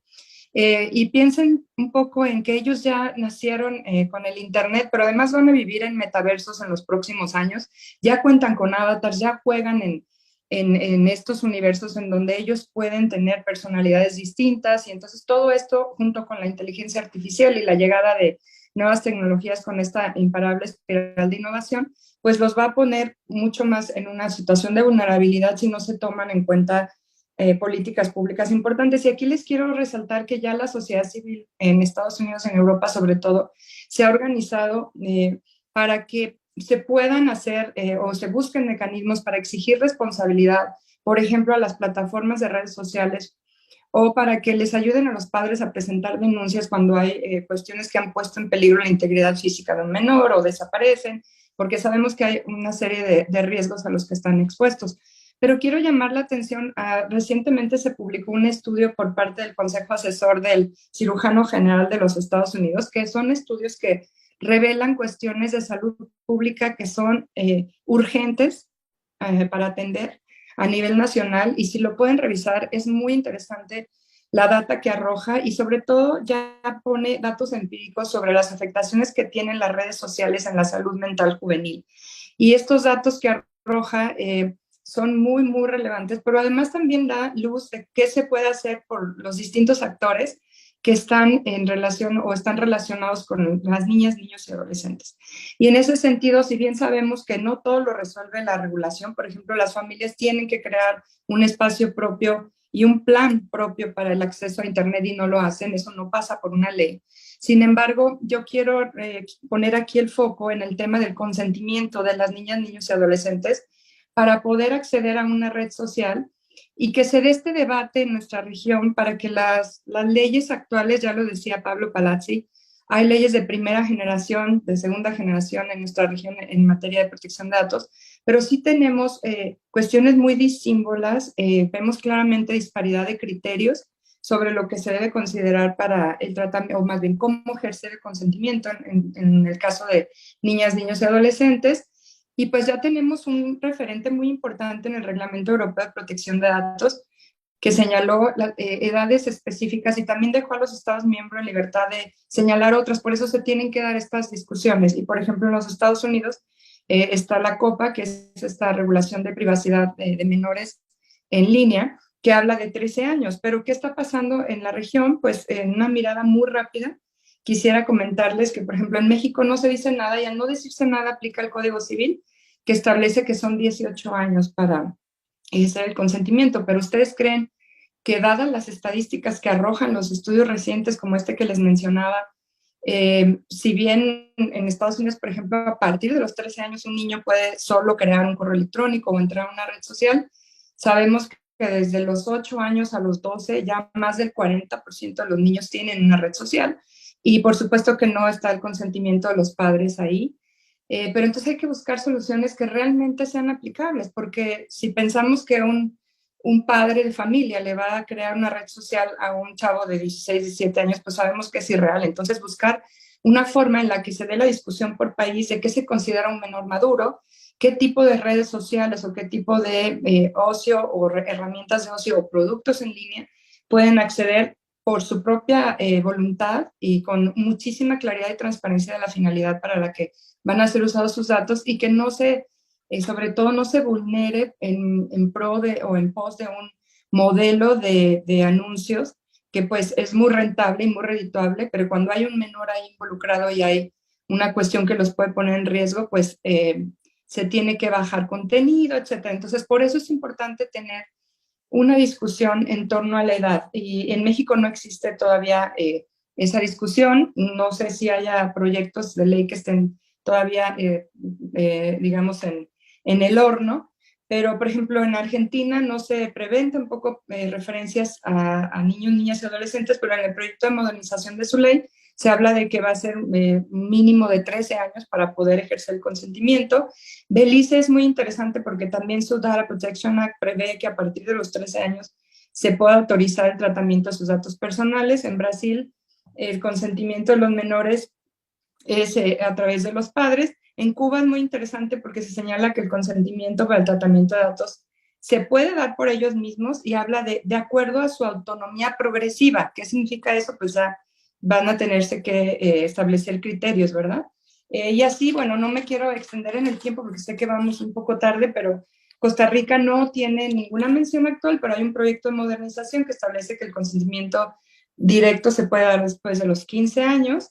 En Chile ya también en el proyecto de modernización de su ley se habla de que los niños menores de 14 años, hablan de 14 años, perdón, para niños y adolescentes más de 14 menos de 18. En fin, en Ecuador también se está hablando de 15 años. En Perú es interesante porque dice que el reglamento puede establecer las excepciones para que los padres ejerzan el consentimiento. Entonces, creo que aquí lo que importa es para generar una buena política pública y poderle decir a los operadores de telefonía celular, cuando venden, por ejemplo, un teléfono con apps precargadas, pues claramente saber si ese celular va a ser utilizado por un menor, pero si dejamos 18 años, pues va a ser muy difícil que podamos proteger de acceder a contenidos que los pueden perturbar a edades muy tempranas, no solo sexo, sino violencia explícita, contenidos que les van a modificar sus patrones del sueño, les van a afectar la salud. Es muy urgente, de verdad, este estudio del cirujano general de los Estados Unidos demuestra que estas nuevas generaciones van a tener unas psicopatías muy graves, entonces creo que sí es muy importante tener la discusión y ojalá ustedes como egresados les interese el tema. Yo voy a estar activa en esto y espero seguir participando en foros como este. Muchísimas gracias por la invitación y ojalá logremos tener, por lo menos en la región, mayor claridad y sobre todo para obligar a los actores de la industria a que puedan generar desarrollo de productos seguros para ellos, ¿no? Para este colectivo tan vulnerable. Muchísimas gracias de nuevo por la invitación y aquí seguimos celebrando su graduación el día de hoy. Muchísimas gracias. Gracias, Lina. Pues interesante este énfasis que pones en cuanto a este reto de la protección de datos en menores de edad y todo lo que pues está por hacerse. Y bueno, tú has sido una también de las precursoras en esta materia. Recuerdo pues con mucho cariño lo que logramos hacer del programa de Monstruos en Red junto con Google, con Plaza Sésamo y pues otras instituciones, entre ellas por supuesto el INAI, y que hoy pues permiten al menos tener un panorama de una educación inicial digital al respecto, pero que bueno, hay miles de cosas más por hacer. Muchísimas gracias, Lina. Al contrario. Bien, pues le damos la bienvenida y agradecemos muchísimo la presencia del doctor José Luis Piñar Mañas, a este diplomado de protección de datos aquí en la Escuela Libre de Derecho. Él es doctor en Derecho por la Universidad Complutense de Madrid, catedrático de Derecho Administrativo de las Universidades de Castilla-La Mancha y de la CEU San Pablo, también en Madrid. Fue director de la Agencia Española de Protección de Datos y vicepresidente del Grupo Europeo de Autoridades de Protección de Datos, y fue el primer presidente y fundador de la Red Iberoamericana de Protección de Datos. Es presidente de la sección de Derecho Público de la Comisión General de Codificación y vicepresidente de la sección de Derecho y Tecnologías de la Información y Comunicación de la Real Academia de Jurisprudencia y Legislación de España. Y bueno, él dirige un máster en protección de datos de la Universidad de CEU San Pablo y es autor de numerosas publicaciones, entre ellas la más reciente, un libro colectivo, Privacidad en un Mundo Global, de Tirant Loblanche, investigador también principal del proyecto sobre neuroderechos y privacidad, que es el tema que hoy nos va a compartir. Bienvenido, José Luis, es un honor. Bueno, oye, buenos días, buenas tardes, el honor es mío y muchísimas gracias, querido Gustavo, por permitirme participar una vez más en este diplomado, en esta edición, y además hacerlo acompañado y rodeado de tan grandísimos y magníficos expertos y tan buenos amigos y amigas desde hace ya muchos años, desde hace ya más de 20 años, ¿no?, que venimos compartiendo. Cuando estaba escuchándoos a todos y a todas, me daba cuenta que en este panel hay gran parte, y no es una exageración, de la historia de la protección de datos en Iberoamérica. Gran parte de la historia de la protección de datos en Iberoamérica pasa por quienes estáis o estamos aquí reunidos. Una historia que se hizo con muchísima ilusión, partiendo casi desde cero, hace muchos años, y cuento efectivamente con el encuentro del Escorial, y que ha dado lugar a que hoy por hoy, y creo que tampoco es exageración, junto con Europa, Iberoamérica es la zona, el área geopolítica más potente en materia de protección de datos de carácter personal. Yo creo que sin duda alguna podemos estar orgullosos de que así sea. Como decía Gustavo, voy a dedicar los minutos que tengo a un tema que es el de los neuroderechos. Yo creo que en este tema confluyen gran parte de los temas que ya se han tratado y que todos tenemos en la cabeza. Y fundamentalmente el de qué puede hacer el derecho ante los avances de la técnica, cuando la técnica y la innovación pueden generar tantos beneficios para la sociedad, pero también tantos riesgos. El tema de los neuroderechos, como todos vosotros sabéis, surge hace años a raíz de un proyecto, el proyecto Brain, que pone en marcha el presidente Obama, junto con, o que encarga a un científico español, Rafael Yuste, en la Universidad de Columbia, analizar el cerebro, hasta dónde puede llegar el cerebro. Y cuando Rafael Yuste empieza a investigar, cae en la cuenta no solo de hasta dónde puede llegar el cerebro, sino hasta dónde se puede llegar invadiendo el cerebro. Es decir, hasta qué punto se puede llegar a incluso leer el cerebro, lo cual implicaría la eliminación total y absoluta de la privacidad de la persona. El poder leer el cerebro, el poder leer los pensamientos, acabaría, se ha dicho, con el último reducto de privacidad de la persona y, por tanto, con el último reducto del derecho al libre desarrollo de la personalidad. Bien, al hilo de esta investigación se diseñan, y el propio Rafael Yuste y un equipo de investigadores lo hace, lo que llaman los neuroderechos. Publica un artículo en una revista, en Nature, con los neuroderechos, que debo decir que son derechos que a todos nos suenan. No son tan revolucionarios, sino que son los derechos tradicionales de protección de datos, pero aplicados a un nuevo ámbito de la ciencia, que es el de la neurociencia, la neurotecnología. Porque de lo que se trata es de lo siguiente: ya existen dispositivos, como sabemos, que interconectan el cerebro o dispositivos que son capaces de interconectar con el cerebro. Los dispositivos que interactúan con el cerebro, los interfaces cerebro-computador, de los que ya tenemos ejemplos, y ejemplos muy positivos. Los implantes cocleares, los dispositivos que permiten, incidiendo en el cerebro, reducir o incluso eliminar los temblores extremos del Parkinson. Son, por tanto, dispositivos que no interactúan con el oído, los implantes cocleares, sino directamente con el cerebro. Bueno, esto nos puede colocar en una situación que hoy por hoy es de ciencia ficción, pero que puede ser real dentro de no mucho, de hasta qué punto estos dispositivos pueden, al interactuar con el cerebro, leer la mente y también controlar el cerebro. Bueno, Elon Musk ya creó Neuralink hace tiempo y las grandes compañías multinacionales que todos tenemos en la cabeza están trabajando desde hace tiempo en estos temas. La interrelación entre dispositivos y cerebro.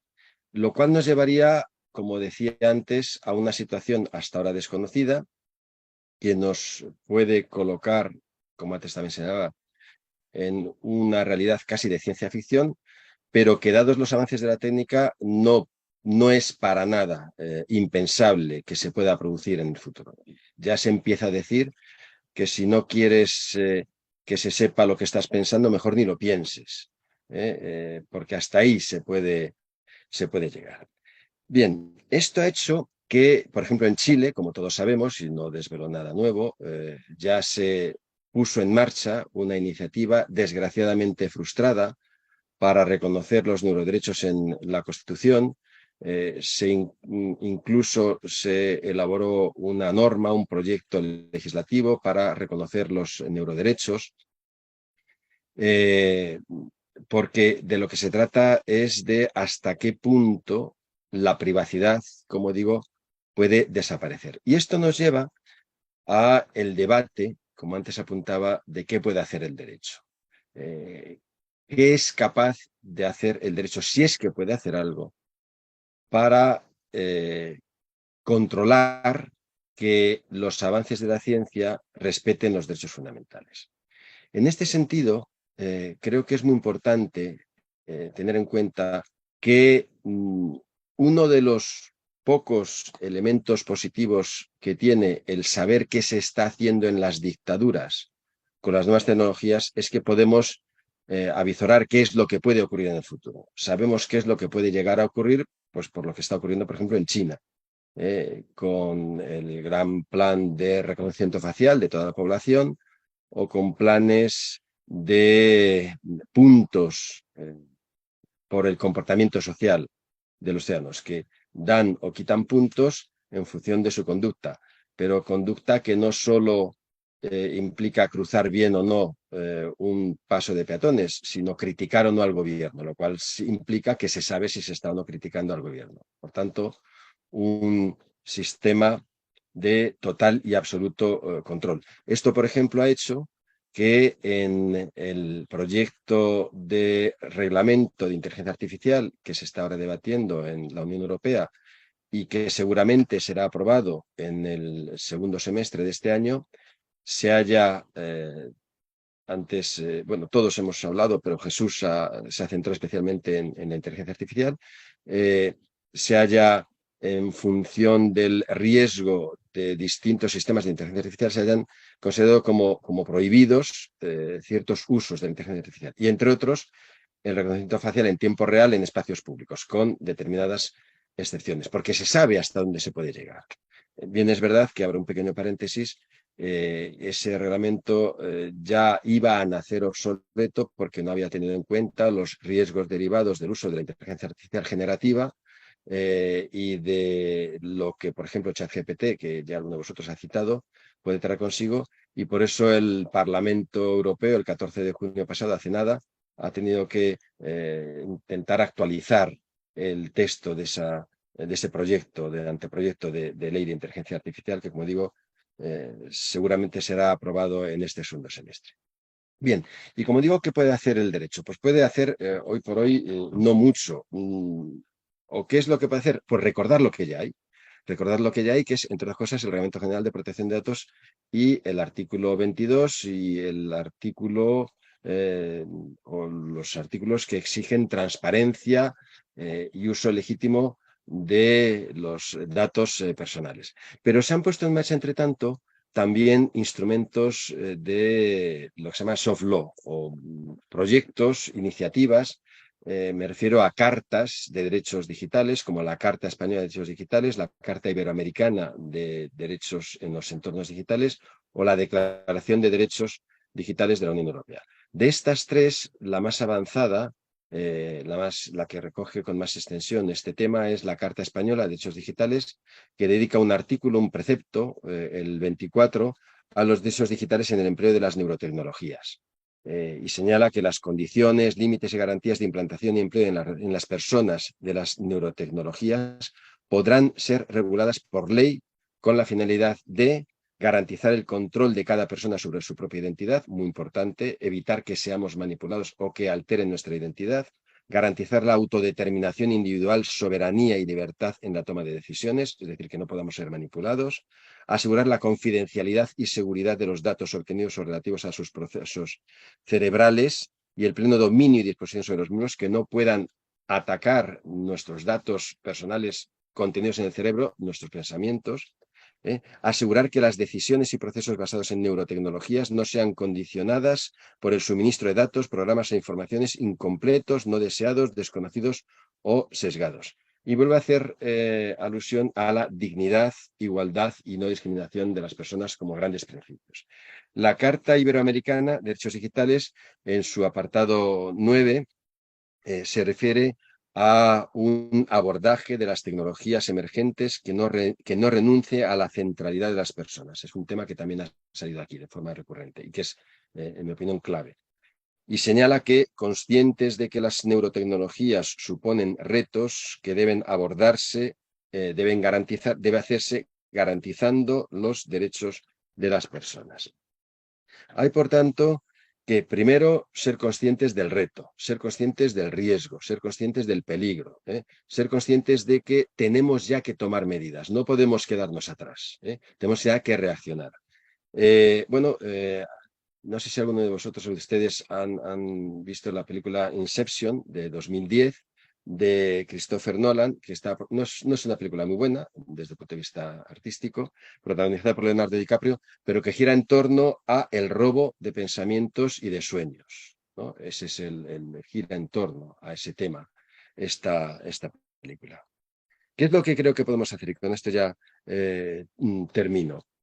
Pues se ha dicho aquí, acudir a los principios para evitar yo hablo en algunas ocasiones de la obsolescencia de la norma. Para evitar la obsolescencia de la norma, para evitar que ocurra como la ley de inteligencia artificial, que si se llega a aprobar antes de la explosión de ChatGPT habría quedado obsoleta a poco de ser aprobada. Para evitar esto, hay que hacer, como vuelvo a la propuesta del Parlamento Europeo del pasado 14 de junio, incorporar principios generales que permitan una regulación que no quede obsoleta y que superen la ética. La ética es imprescindible, pero para cualquier jurista la ética debe necesariamente plantear algún problema, porque a un responsable de tratamiento no se le va a condenar ni se le va a sancionar por un tratamiento no ético, sino por un tratamiento antijurídico. Y en este sentido, y aquí termino, creo que deberíamos dos cosas. Una, deberíamos, yo al menos sé que hay quien lo ha analizado en profundidad, pero creo que debería de analizarse con mayor profundidad el principio de lealtad. Hemos hablado del principio de licitud en el tratamiento de los datos personales, el principio de transparencia, pero ¿qué es el principio de lealtad? El principio de lealtad es un principio jurídico cuya violación implica un incumplimiento normativo del Reglamento General de Protección de Datos y de otras muchas normas. Muchas normas de Iberoamérica incluyen el principio de lealtad en el tratamiento. Y por último, creo que la Red Iberoamericana de Protección de Datos debería, como siempre es vanguardista, debería afrontar quizá ya la elaboración de un documento, si es que no lo está haciendo, a lo mejor lo está haciendo y lo desconozco, de un documento que se enfrente a los retos de la neurociencia y la neurotecnología de futuro. Nada más, con esto termino agradeciendo de nuevo, Gustavo, tu invitación y agradeciendo a todos vuestra atención.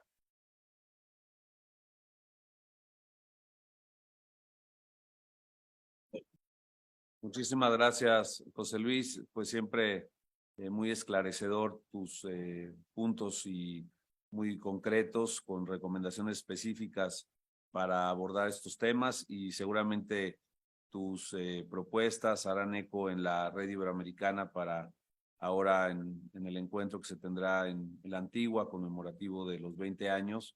Seguramente podrá ser un buen momento para plantear este tipo de iniciativas, y te agradecemos muchísimo tu participación. Gracias.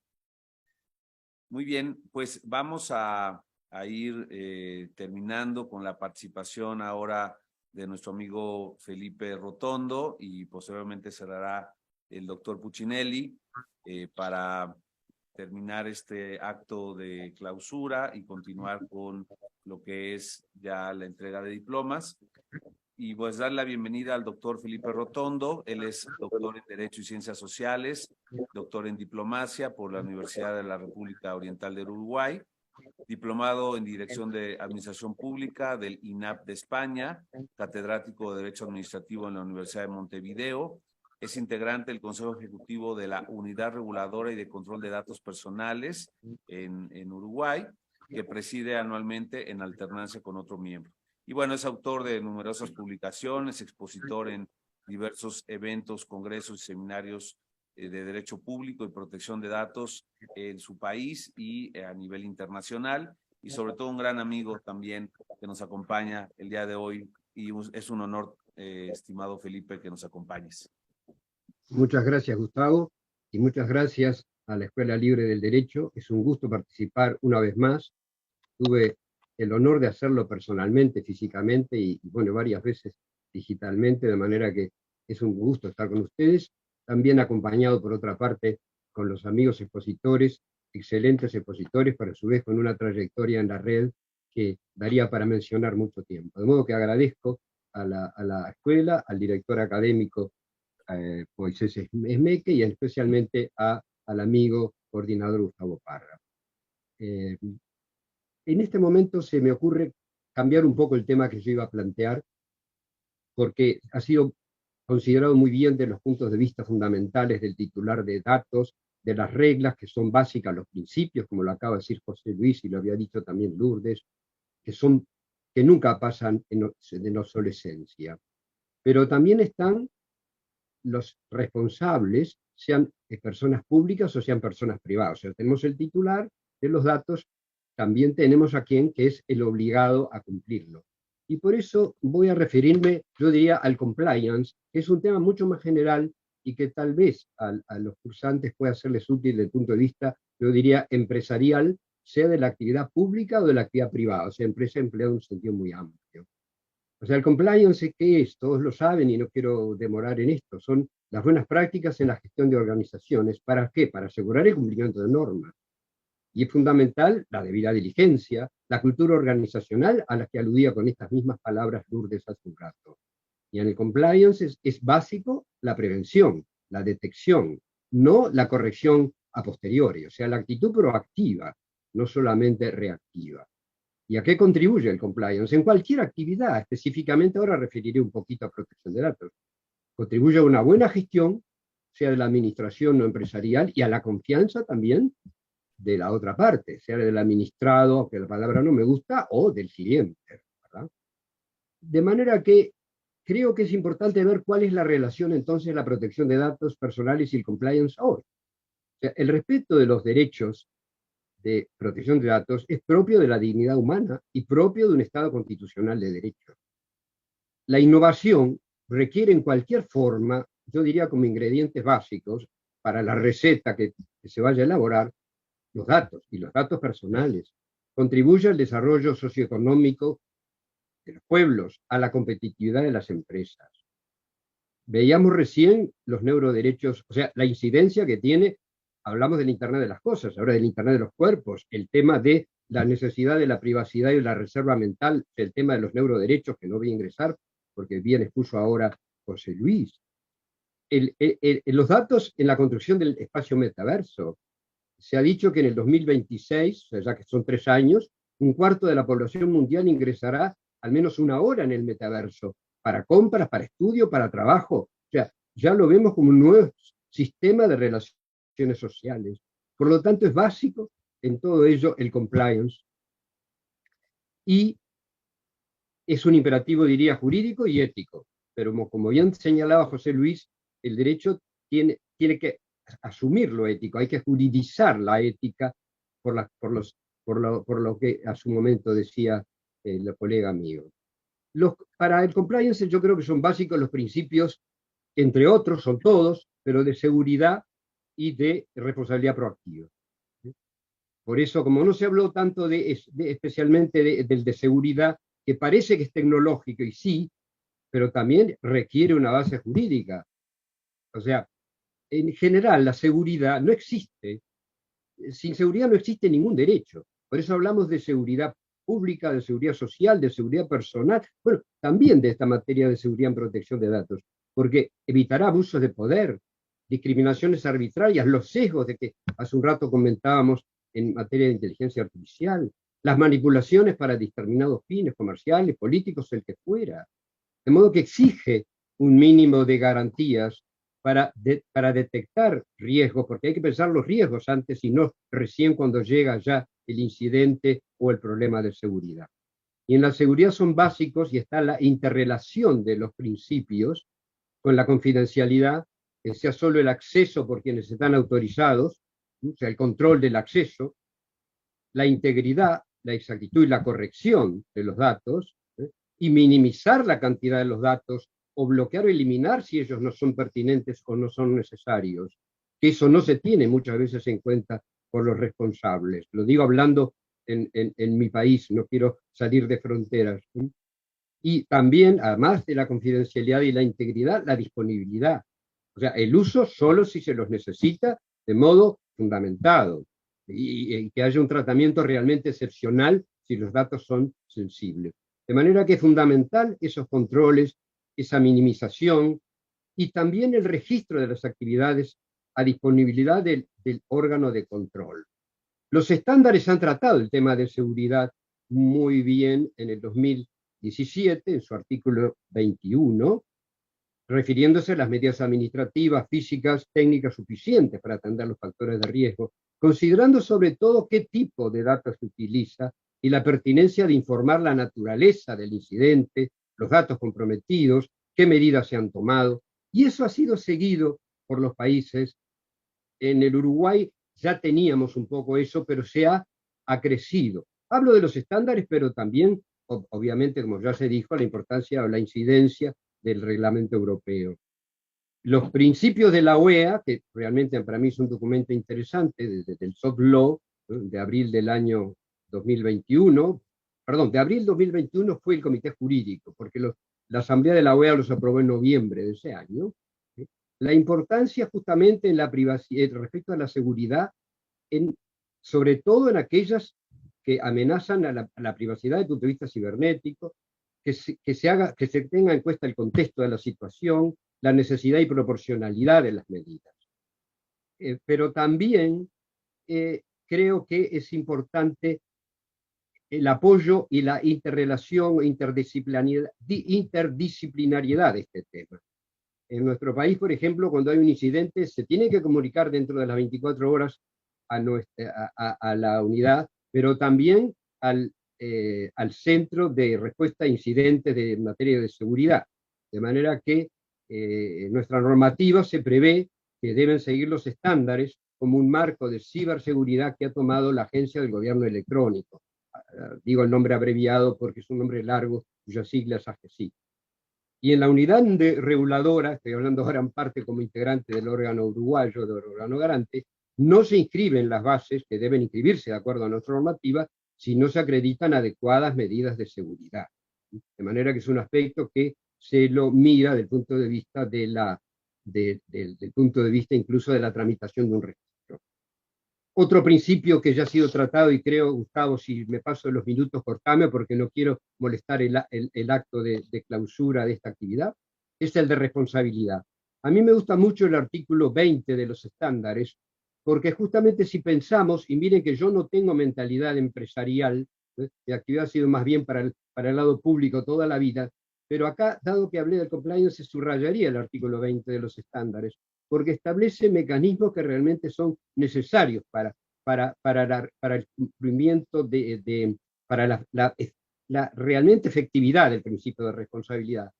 O sea, es destinar recursos para instrumentar políticas y programas, y no que se vea como una cosa que es un gasto inútil, sino al revés, que mejora a la posición de la empresa en el ámbito que corresponda, a establecer sistemas de administración de riesgos asociados, tener políticas y programas en el interior de la organización, programas de capacitación del personal. Me remito a los estándares porque creo que no es el momento ahora, pero me parece muy descriptivo del punto de vista, yo diría más incluso que las normas legales de los distintos países en cuanto al camino a seguir para este principio. Y bueno, en el principio 10 del documento de la OEA también se refiere al tema, y hay algo que me gusta, porque dice que los sistemas deben reflejar un equilibrio entre la reglamentación gubernamental, podríamos decir la determinación normativa gubernamental, y la implementación ética y efectiva por quienes tienen responsabilidad directa por la recopilación, uso, retención y difusión de los datos personales. Porque este es un tema importante. O sea, no tenemos que dejar de lado la autorregulación, aunque sea una autorregulación regulada, si podríamos decir, pero que dice el principio 10 de la OEA que los gerentes de datos, emplea esta palabra, los gerentes de datos deberían actuar en calidad de buen custodio de los datos que se les proporcione o que se les confíe. De manera que en nuestro país hemos seguido, como dijo muy bien Pablo, digamos, a través de normativas que van cambiando a la ley básica. A veces la gente cree que solamente seguimos con la ley desde 2008, pero tenemos una cantidad de agregados que Pablo refirió, y en uno que entró a regir en el 2018-19 establece las medidas de responsabilidad proactiva, la evaluación de impacto. Hicimos incluso una guía de evaluación de impacto con el órgano garante argentino el 28 de febrero del 2020, sin la fecha.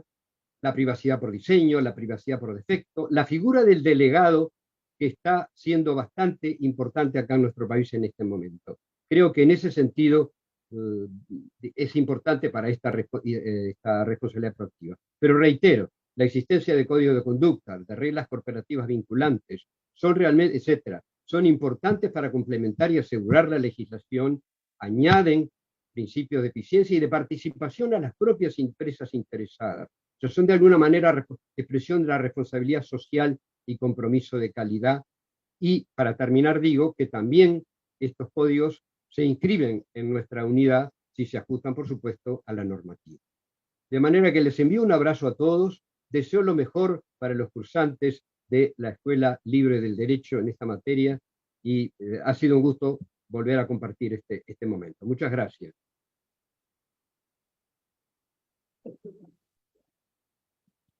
Muchísimas gracias, estimado Felipe, por tu participación y por pues las luces que nos brindas y sobre todo a los alumnos de identificar diversos principios en las normativas más importantes y sobre todo guiarse para iluminar muchas de las decisiones que tengan que tomar por este tipo de principios y derechos. Muchísimas gracias, como siempre, estimado Felipe. Y sí, Jesús. Aprovechando la completa intervención que ha hecho Felipe Rotondo, quería añadir, como ha hecho esa descripción del abanico de alternativas que hay, en particular los códigos de conductas y de alternativas de cumplimiento, quería hacer una pequeña aportación de última hora, que es que en estos momentos, en el marco de las previsiones del Reglamento General de Protección de Datos, lo que está impulsando la directora de la agencia es el desarrollo de procedimientos de mediación, de resolución extrajudicial de las reclamaciones, porque con los datos estadísticos de la de la memoria de la agencia resulta que son los procedimientos que se resuelven en un plazo más breve, entre 50 y 60 días, frente a los procedimientos de investigación y de inspección y tal, y los que tienen un porcentaje de resoluciones más favorables para las personas que han presentado reclamación. Entonces, los últimos desarrollos, las últimas novedades que está impulsando la directora en el marco de códigos de conducta o a través del mecanismo de traslados es otra fórmula que no excluye la aplicación, el ejercicio de las competencias de la Autoridad de Protección de Datos, pero es como un elemento complementario del modelo de cumplimiento y de supervisión, este desarrollo de los mecanismos de mediación. Nada más. Muchas gracias. Excelente. Sí, Nelson. No, sumarme a lo que dice Jesús. En Colombia la experiencia de los mecanismos de mediación ha sido muy exitosa. O sea, en menos de 10 días resuelven el caso directamente las partes y más o menos de unas 8.000 solicitudes, en un 80% se llega a un acuerdo. Entonces hay que buscar esas alternativas de solución de conflictos en materia de protección de datos diferentes a ir directamente a la autoridad, porque pues las autoridades no van a dar abasto y estos mecanismos sí están funcionando en la práctica. Esperamos que ojalá sigan así y eso me parece que es una buena práctica para que se replique en todos los países, porque finalmente se logra el objetivo, es la protección de los derechos de las personas. Era eso, gracias. Al contrario, gracias Jesús, gracias Nelson por estas aportaciones también y todo lo que de alguna manera nos permite pues aprovechar todos en diferentes latitudes para aplicar no solo la ley, pero sobre todo proteger los derechos, que creo que es lo más importante. Y bueno, enviar también por medio de Jesús un saludo a la directora Mar España también, por favor.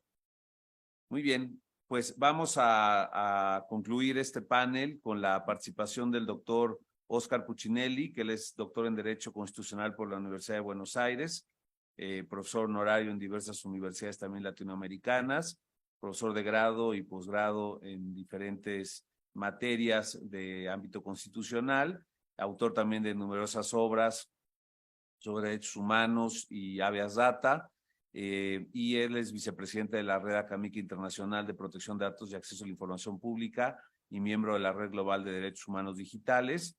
Es juez de la Sala Segunda de la Cámara de Apelación en lo Civil y Comercial en su natal Rosario, Argentina. Y un honor tenerte como profesor invitado siempre aquí, estimado Óscar. Bueno, muchas gracias, Gustavo. Para mí, bueno, por supuesto, la Escuela Libre de Derecho por la invitación. Y bueno, entre tantos amigos especialistas que ya no han agotado los temas porque no los agotamos nunca, ¿no?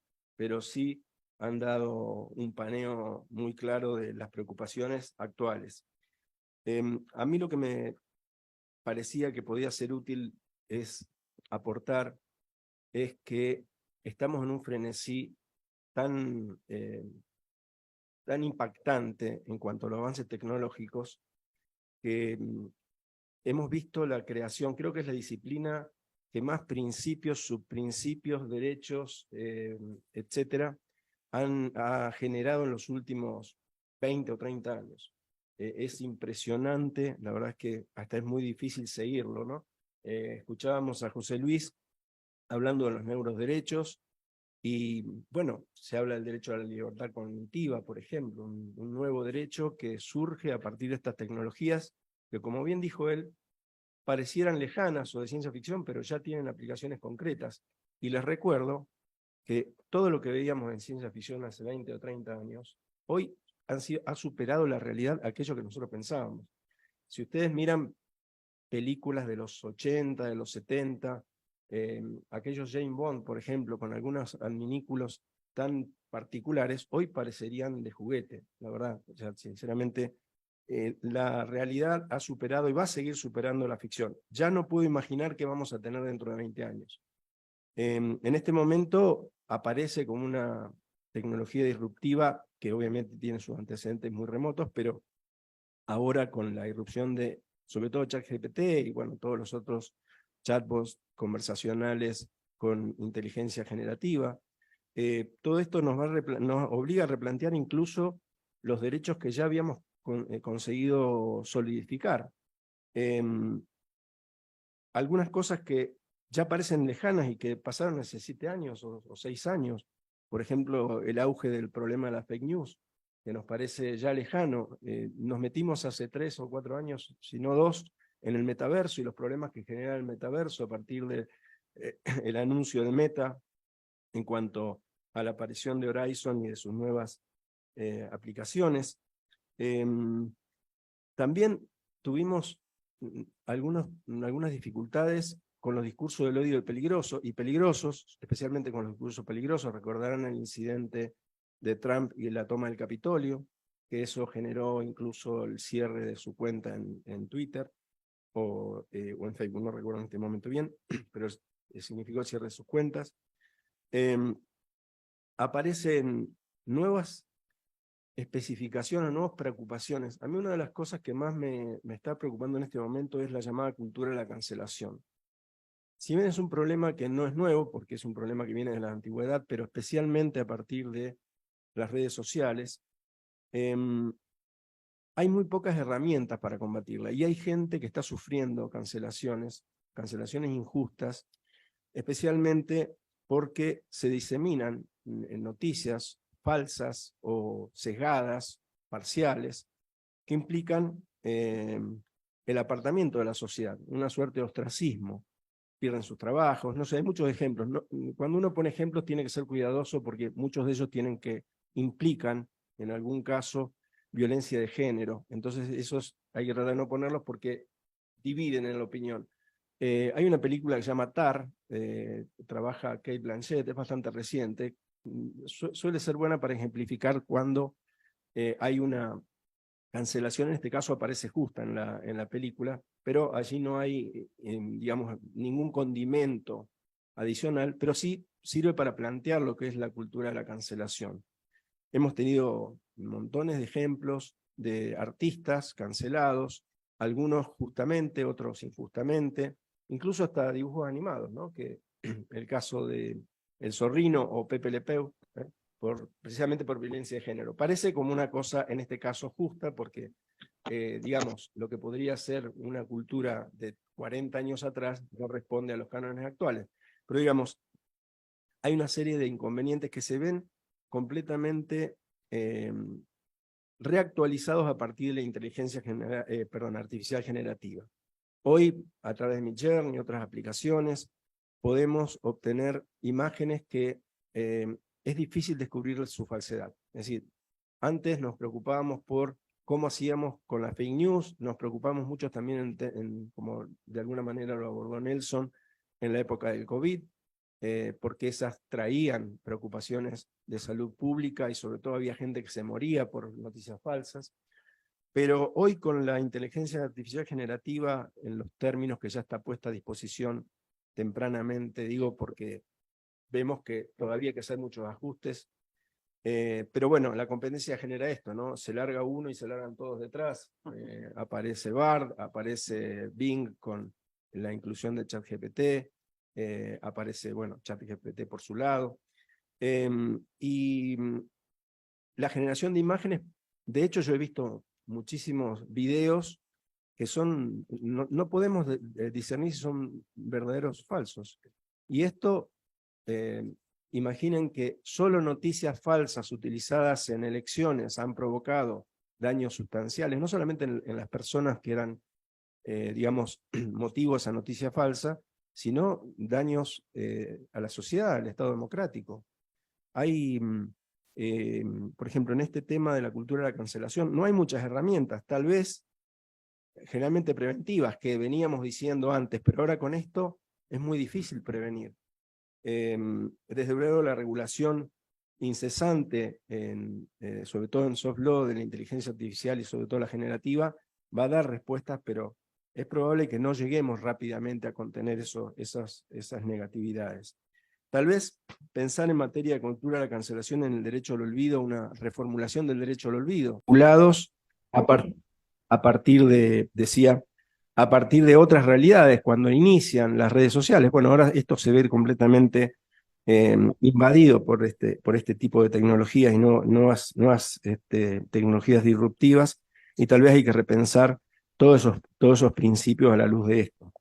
Vemos también, me parece, algunas cuestiones que tienen que ver con, fíjense que los propios creadores de estos sistemas están pidiendo que se los regulen. ¿Por qué? Porque evidentemente no pueden hasta el momento asegurar digamos, la certeza de sus resultados. Vieron el caso del abogado neoyorquino que utilizó ChatGPT para hacer un escrito judicial con cita de precedentes que después no eran ciertos. Probablemente ese abogado pierda su matrícula. Obviamente que como esto se largó muy pronto, digamos, ya la competencia genera estas cosas, al no haber control de los resultados, si ustedes van a los términos y condiciones de ChatGPT, van a ver que ellos se hacen irresponsables por los resultados y eventualmente, en cualquier caso, pueden llegar a reconocer una indemnización de hasta $100 o lo que hubiera pagado por el servicio hasta ese momento quien lo ha contratado, lo cual evidentemente da la idea de que tratan de limitar su responsabilidad precisamente porque no pueden asegurar esos resultados. También hay unas limitaciones a la demandabilidad a través de acciones colectivas, que todas esas, a mi modo de ver, son inconstitucionales, obviamente, ¿no? Es decir, van contra cualquier regla lógica de utilización de estas tecnologías.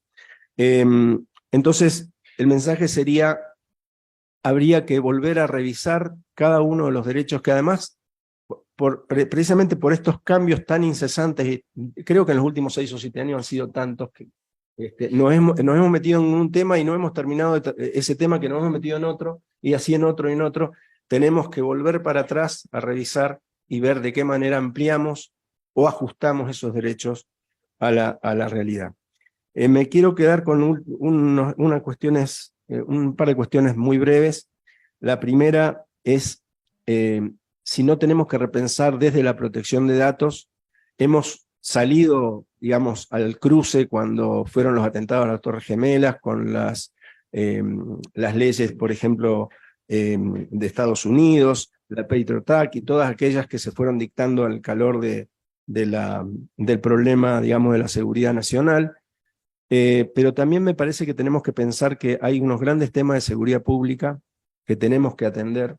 Francia ha dictado hace días una ley muy polémica donde permite acceder a los smartphones en tiempo real de aquellos que están siendo investigados, solamente investigado, por supuesto, con autorización judicial, pero creo que hay muchas herramientas y con estas nuevas que estamos mencionando hoy en manos de los delincuentes y tenemos que ver de qué manera nosotros de la protección de datos podemos aportar para que pueda tener el Estado más herramientas, pero en un marco de seguridad y de los principios que tenemos nosotros. Finalmente, y con esto no me gusta meterme en política de ningún país en particular, pero frente a la situación de que hoy la Suprema Corte de México tiene que tratar el tema del INAI y de la falta de nombramiento de sus miembros, no puedo menos que expresar mi solidaridad con el instituto, que también ha sido, junto con la agencia española, quienes iniciaron nuestra tan querida red, ¿no? Recuerdo que prácticamente en soledad en aquel momento, en 2003-2004, fueron los primeros que iniciaron. Después se fueron agregando todos, ¿no? Pero con el tiempo, pero un instituto tan potente que en este momento está prácticamente paralizado porque un poder del Estado, un poder constitucional, no le permite cumplir con su misión, que a otro poder constitucional, es un órgano constitucional. Tanto hemos logrado que tenemos órganos constitucionales en protección de datos y acceso a la información, desde luego. Ojalá esto se supere. Hay muchos antecedentes, en Argentina algunos, por ejemplo, donde se dice con toda claridad que la inacción de un poder del Estado no puede bloquear facultades constitucionales de otro poder, y aquí me parece que debe haber un mensaje muy fuerte de la Suprema Corte, así sea en disidencia, como probablemente ocurra, en respaldo de un órgano constitucional que es absolutamente indispensable para el Estado democrático y la protección de nuestros derechos, sobre todo ahora con esta nueva irrupción de la inteligencia generativa. Muchas gracias.